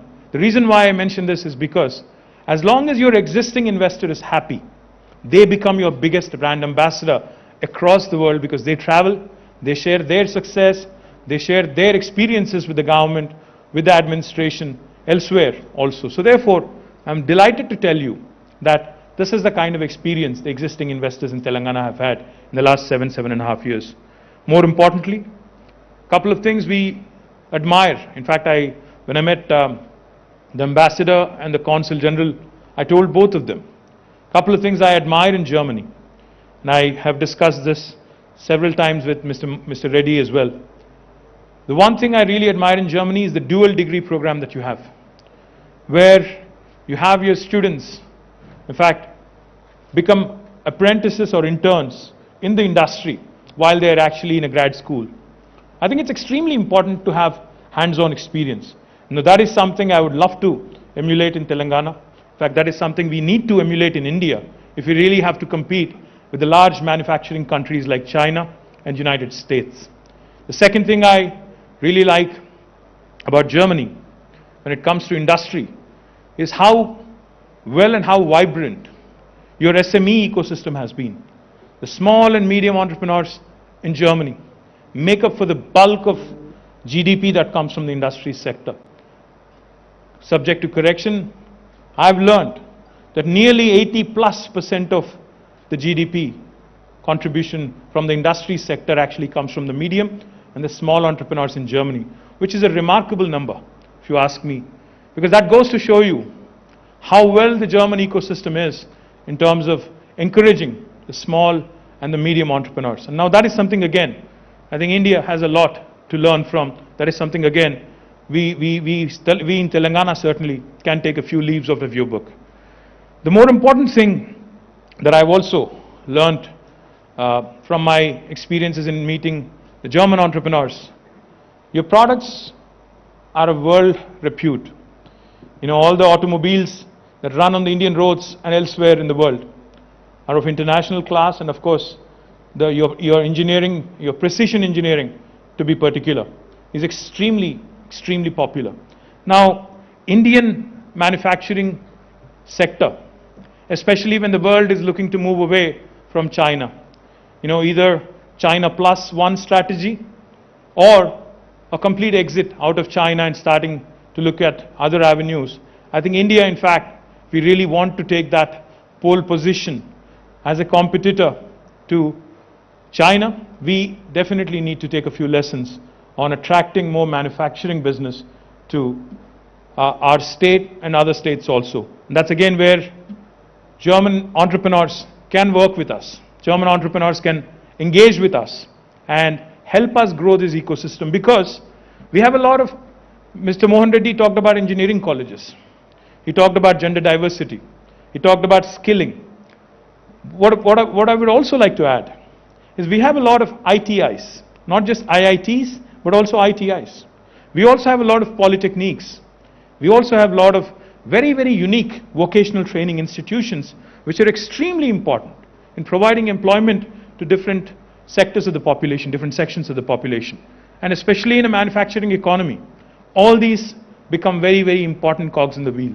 So therefore, Telangana government would be very happy to also work with the German entrepreneurs and German government in ensuring that we actually create a more vibrant ecosystem with respect to manufacturing.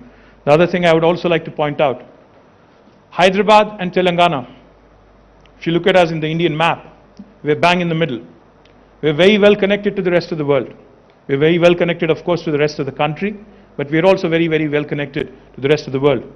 Ambassador, you mentioned Lufthansa, but I'm told by some people in Delhi that Air India would actually start services to Frankfurt and other locations, Germany, very, very soon from Hyderabad. I hope that will also help us getting more and more German entrepreneurs and German investors quickly to Hyderabad rather than come via Bombay or come via Delhi.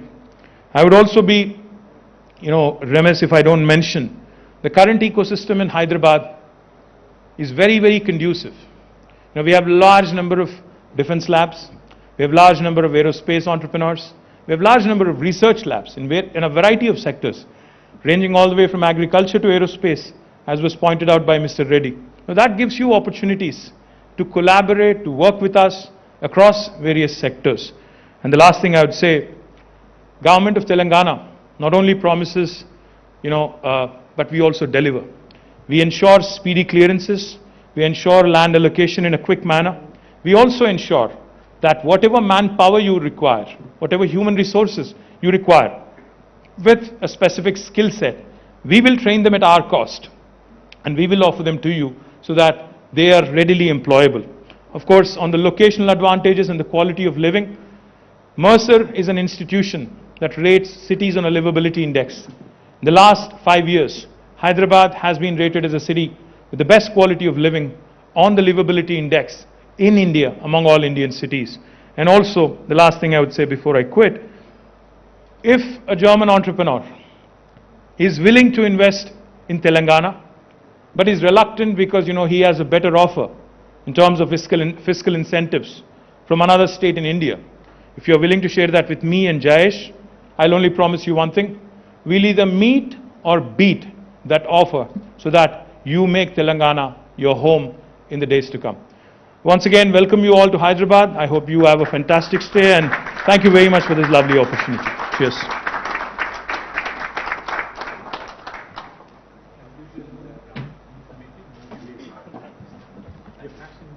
Thank you very much, sir, for such a wonderful reassurance.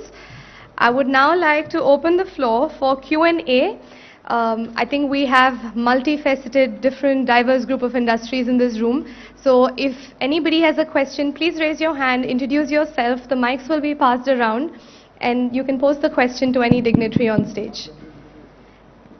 Mr. Ramarao, very impressive talk from you. Congratulations to you and your team. I have one question which is... Sir, can you introduce yourself? Sorry to interrupt. My name is Ranjit Pratap. I am the... If you connect me to the chamber, I am the president of the Southern Region Council. And I'm an entrepreneur on my own. I have many German joint ventures. And I come from the state of Chennai, Tamil Nadu in Chennai. Many industries we have started. And one thing is that in many states, they give us clearances very fast, as you rightly said. But then we encounter the hurdles, like you said, after the single window. And one of the main hurdles we encounter is the pollution control. How effective is this in your state? Because I know pollution is not entirely a state subject. It is also the environment, and pollution is also the central subject. And you have to overlap and work together with the central government. And there are some clearances which the central government has to give the nod. We always get into these kind of problems. Can you give us an answer on that? Thank you, Mr. Ranjit. It's a great question because, like you said, I think there are areas where center and state also need to work together, absolutely. But let me tell you, sir, we have a very clear strategy when it comes to the various categories of industries, especially those that have effluents and those that those that can cause pollution. So there is the green category, there is the orange category, and there is a red category. As far as city of Hyderabad is concerned, our government had issued a government order back in 2013, clearly stating that no red or orange category industries will be allowed inside of the outer ring road that you may have possibly traveled when you came into Hyderabad today. So no red or orange inside of the city, inside of the ORR, only because we want to make sure that Hyderabad, like I said, which has been rated as a city with the best quality of living among all Indian cities, continues to remain relatively free from industrial pollution, because as the city is growing, we also need to make sure that environment and economy go hand in hand. The second thing we also do, the state of, for those units which are already inside, which have been set up, say, decades ago, what we've also offered them is a relocational package. We've created infrastructure elsewhere. We've offered them, some SOPs also to move so that they also don't actually feel the pinch. And we have also offered them land conversion so that they can use the current land where they are located, and it makes it viable and economically a lot of sense to them. But the more important question is, what do you do when there are MOEF clearances, Ministry of Environment and Forest clearances, etc.? What we've done, sir, is we thought on scale. For example, one of the largest industries that we have in Telangana is pharmaceuticals and life sciences. Now pharma, what we have done is we have created a large park in about 12,000 acres, and we have gotten a single clearance, en bloc clearance from MOEF. We already have the environmental clearance. So if you're starting a pharma unit, you can go readily and hit the ground running. There is no time lag of 1.5 years or 2 years that you would face elsewhere in the country. There are of course other categories which also are beyond pharma, which also are potentially red or orange. What we offer for them is, in fact, Jayesh, myself, we meet with the local pollution control board, the state pollution control board, every 15 days to 20 days. We ensure, because we have to meet that 15-day window on the 3SI pass, we ensure that if there are challenges, if there are areas where an enterprise cannot be permitted, we say no to them within the 15-day time period. We ask them to come back with an alternative option. So therefore, at least there is no ambiguity, as far as clearances are concerned. So either it's a yes or a no. That's exactly what I said. Like pharmacity, we have gotten an en bloc clearance. Elsewhere, if there is a challenge, we say no. But if there is a yes, we move forward. And that's how clear our communication has been. That's how we've been successful. Thank you. Good afternoon, everyone. My name is Kripi. I'm a filmmaker and I run a film production company called Rachna Shala Productions. I wanted to know from the Honorable Minister that how state of Telangana would help new entrepreneurs and small-sized, companies. Thank you. Well, film production is a very, very important business in Hyderabad and Telangana. Kriti, you said, right? Kripi. Please sit. Kripi, thank you. We have a very vibrant, Telugu film industry right here. In fact, not just the film industry, but we also have a large, creative industry when it comes to OTT platforms or even the television channels, the multitude of them that are prevalent in our two Telugu states. And more importantly, we are also attracting, even Bollywood and others to come to Telangana and shoot here. So therefore, the incentives that are offered, I can share that with you. But if you are a newly ingrained person or a businesswoman into this, I think you should engage with Jayesh offline, because we have a very well laid out, very clearly enunciated policy. Thank you. Yes, I have another question. Good afternoon. My name is Sebastian Schulz. I'm the general manager of Lavelle GmbH. We are based in Düsseldorf, in Hyderabad, and also in China. And we are a trade facilitator, a business consultant, and market entry consultant for companies around the world, with a focus now on India, of course, recently. As you rightfully said, Minister Ramarao, many companies look from China to look for an alternative out of China. It has become difficult during the COVID days, especially to operate in China. And we have many companies on the line that are keen to look towards India and towards Telangana as well. I wanted to know, because in China, many companies settle in big industrial parks. They have very much catered to all their needs, including residential property, everything in one spot. Is there a similar approach or a similar strategy in Telangana that you could see for those companies that look towards industrial parks and setting up R&D centers around and so on? Thank you. I'm sorry, I didn't get your name though. Sebastian Schulz. Okay, I'm not going to be able to pronounce Schulz, it. S-T-H. Sebastian. Yes. Okay, Sebastian is easy. Thank you, Sebastian. Sebastian, quickly, in fact, we as a state, our Honorable Chief Minister, is a firm believer that India needs to compete on scale. If we have to achieve, unless we achieve economies of scale, we are never going to be able to compete with China. Because, a lot of goods that get manufactured in China and are imported into India are still cheaper in comparison to them being manufactured locally. So that's the challenge that we run into. So therefore, when we started as our journey about 7.5 years ago, our Honorable Chief Minister gave us a very clear mandate. He said, please think on scale. So therefore, in Telangana today, you have not India's, but the world's single largest pharma cluster in the form of Hyderabad Pharma City. It would be the world's largest. We also have India's largest textile park. What we do in these large parks large industrial parks is, exactly like you said, we have a live, work, learn, play mode. So that all the employees that would be working there, because there are concerns about pollution, there are concerns about what kind of activities would be allowed inside of these parks. But if the employees who are working, or if the entrepreneurs who are actually working there are also co-located inside the park, then even the fears of those adjoining would also be allayed. So therefore, in our pharma city, even in our textile park, even other electronics parks, we accommodate dormitories, we accommodate housing. We also, in fact, are keen. I've told Ambassador Linder in the past, I would reiterate it again.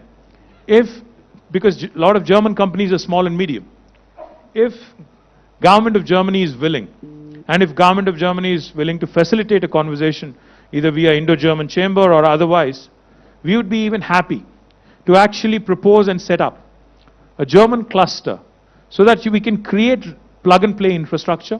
We can create all sort of facilities that you would require when you come into India. And we could even create a facilitation council for you to market your products.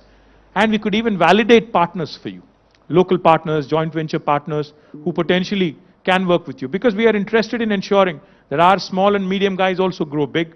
They also partner with you. They also learn from you. There could be a technology partnership. There could be technology licensing, etc., etc. So, as a government, we are extremely positive and gung-ho about the growth of enterprise in Telangana, in India, and we would be more than happy to work with your embassy here in ensuring that we actually create something truly unique.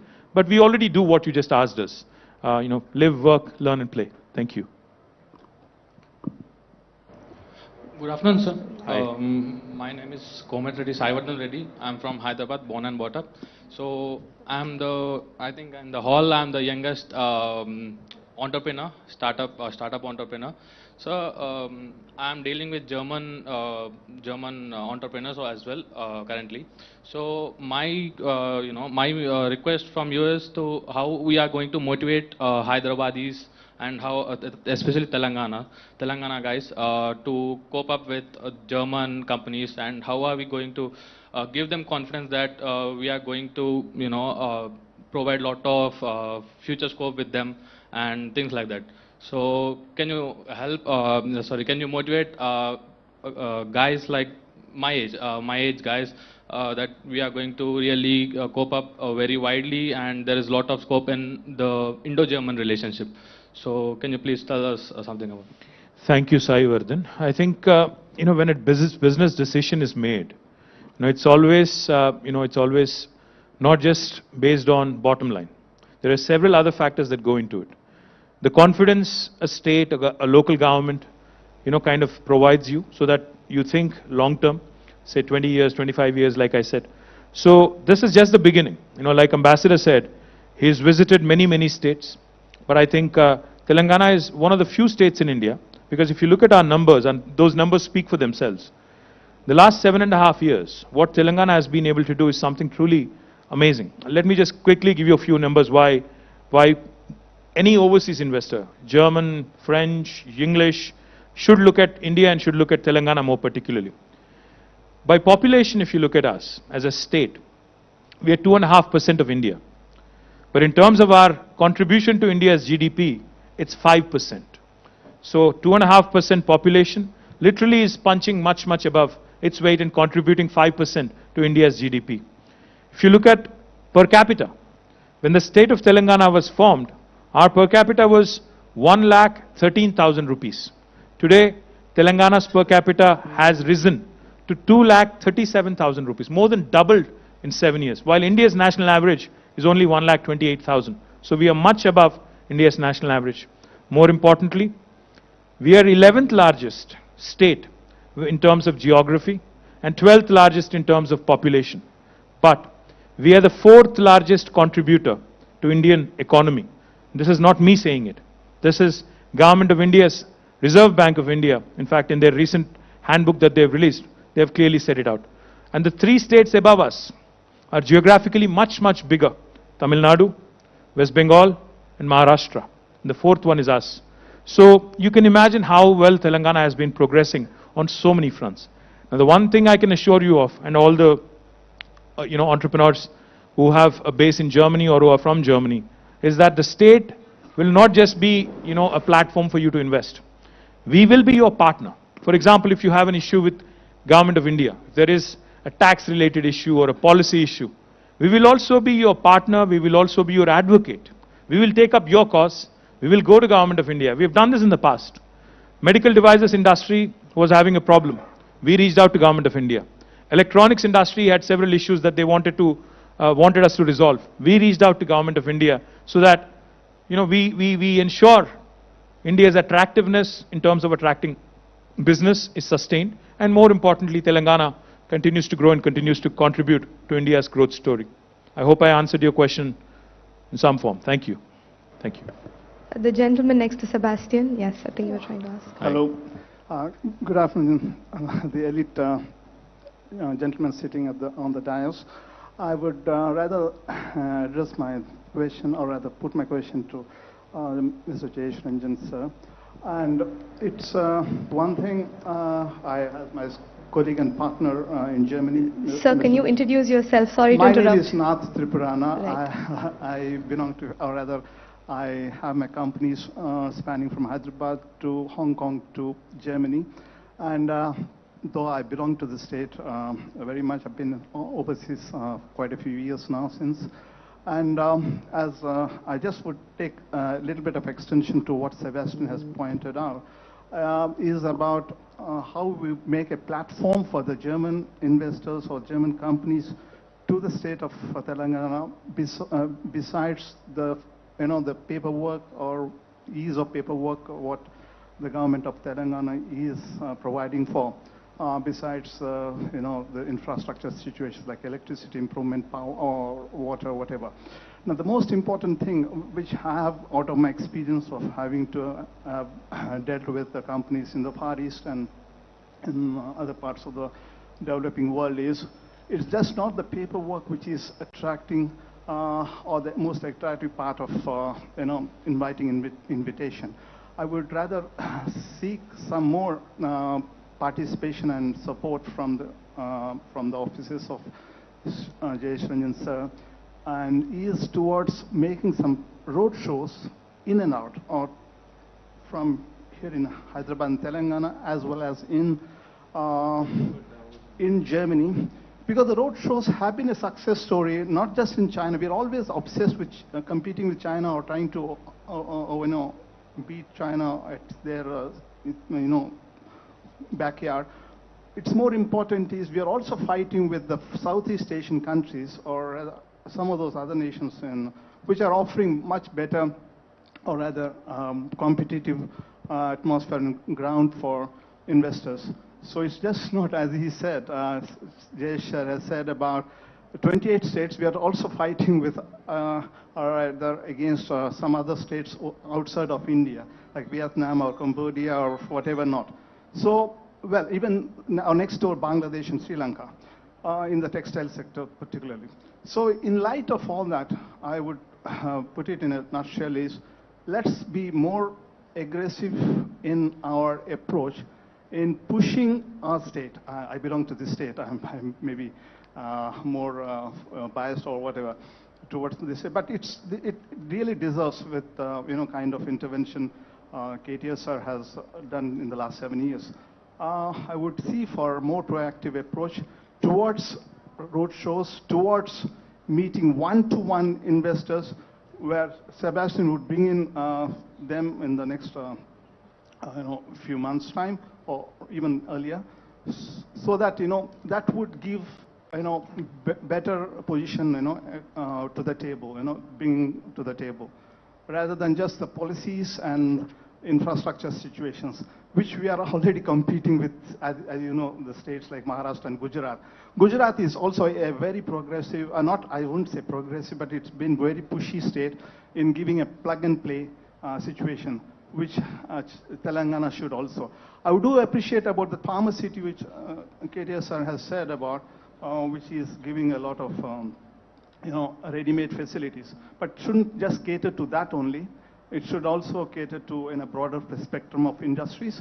And decentralizing Hyderabad, where Sebastian, being a design consultant for town planning and stuff like that, we have a kind of presentation which I'll share to you at a later time, is about how we can decentralize IT sector or other sectors towards outskirts of Hyderabad, so that we don't have to be one point or point of concentration. Thank you very much. This thing about your inputs and stuff like that. Yeah, please. Thank you. Thank you very much, Mr. Nath. All the points that you have mentioned are very valid and relevant for us. I can tell this to you. I already mentioned it when I spoke earlier, that we have a very well organized Invest Telangana cell, which takes care of all the requirements of the investors. It is not just about land and infrastructure and incentives. Suppose they want to partner with a local MSME, we maintain lists of all the best MSMEs who have global footprints already. So lots of facilitation support is provided by Invest Telangana, and I already mentioned that we have organized it along verticals. All the priority areas that we have, there is a vertical for that in the Invest Telangana cell. And I mentioned this also, that next month, incidentally, we will be actually visiting Germany. Honorable Minister is an invitee to the World Economic Forum in Davos, which is taking place from 17th to 20th January. Immediately after that, for 2 or 3 days, we are going to visit Germany, take assistance of the ambassador, his office here, the Indian embassies in Berlin and the consulates in Frankfurt and Munich, etc. And we will be actually reaching out. So we are doing lots of homework from now till then to list out good companies whom we can interact with, the associations whom we can meet. So I'm confident that this is not a one-off thing. Once we get an entry into Germany, there will be definitely an interest in Telangana, and we will be engaged with the companies more and more. Can I add? Yes. Can I add something? Am I audible? Okay. I do have to do some marketing now for the Indo-German Chamber of Commerce, obviously, because we have more than 4,000 member companies, Indian companies as well as German companies. So they all have an interest in the bilateral corridor. And I would just reach out to you and say, come to us, contact us, because this is, I think, a very good platform for enhancing the bilateral trade and investment.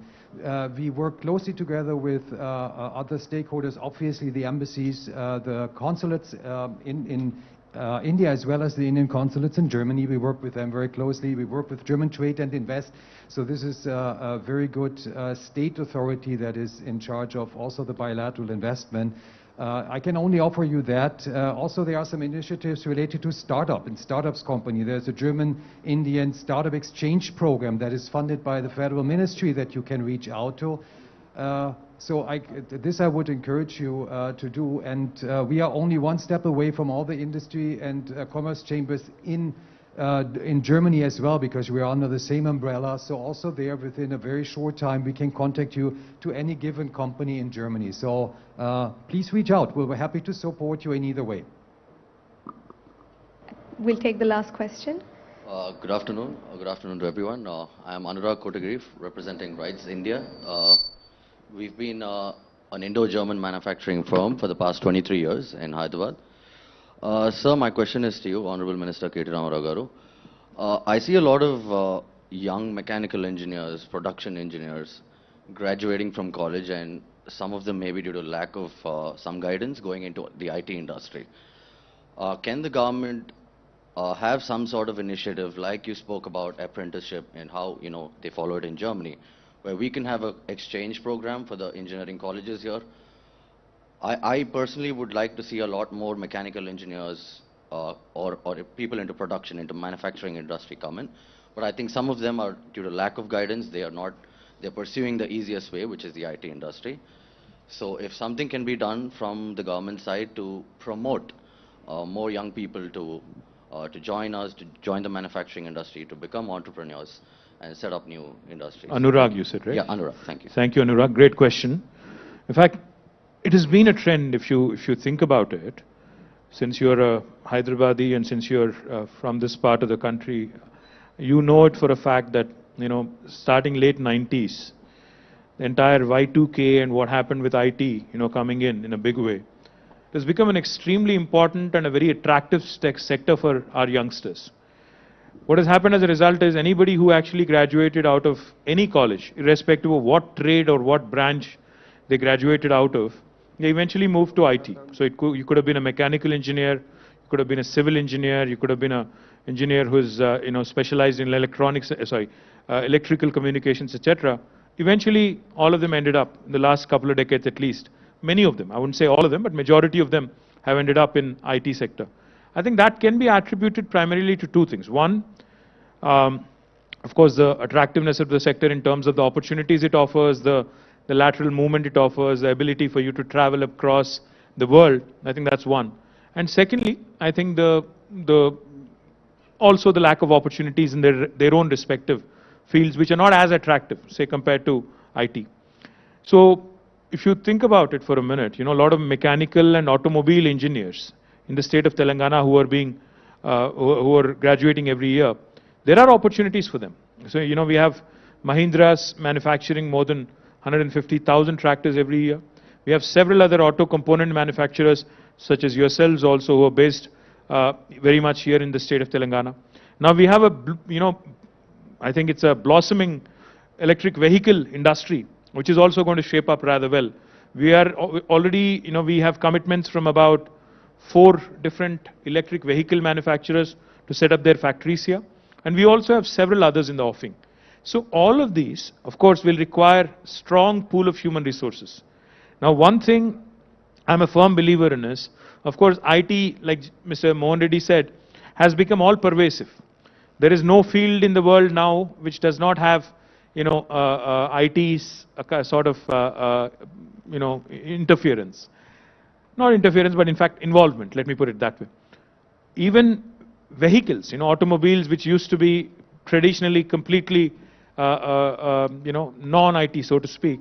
Today, a car, electric vehicle is nothing but a computer on 4 wheels, essentially.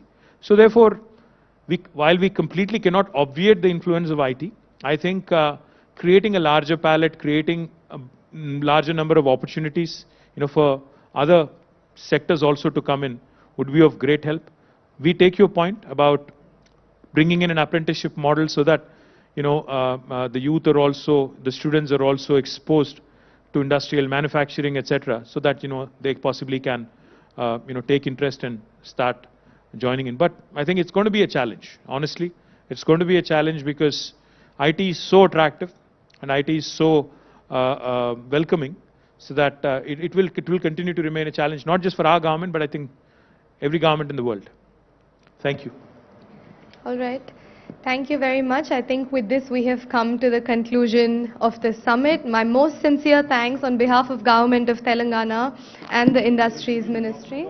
I would like to pass on some information. We do have lunch outside, and at 2:15 p.m. all the buses will be at the lobby in order to go to the scheduled sites. And also we will be returning in the same buses at, let's say, 5:15 or so in the afternoon or evening. And just make sure that you finish your lunch and gather in the lobby in order to get to your scheduled site visits. Thank you very much once again, and please also note that we're all available outside. If any of you want to have any one-on-one interactions with our Principal Secretary or any other team member, then please feel free to come speak to us, exchange cards, and we're really open to having any conversation. So we're all around and we'll see you outside. Thank you.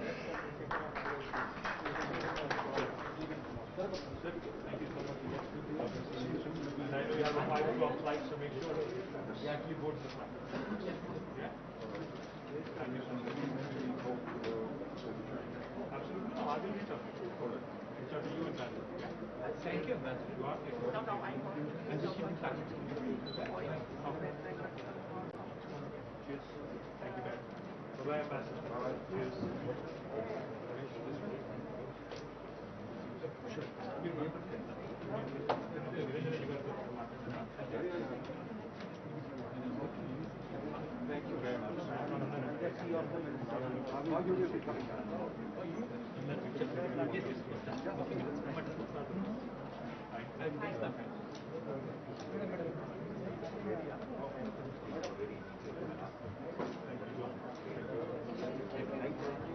you,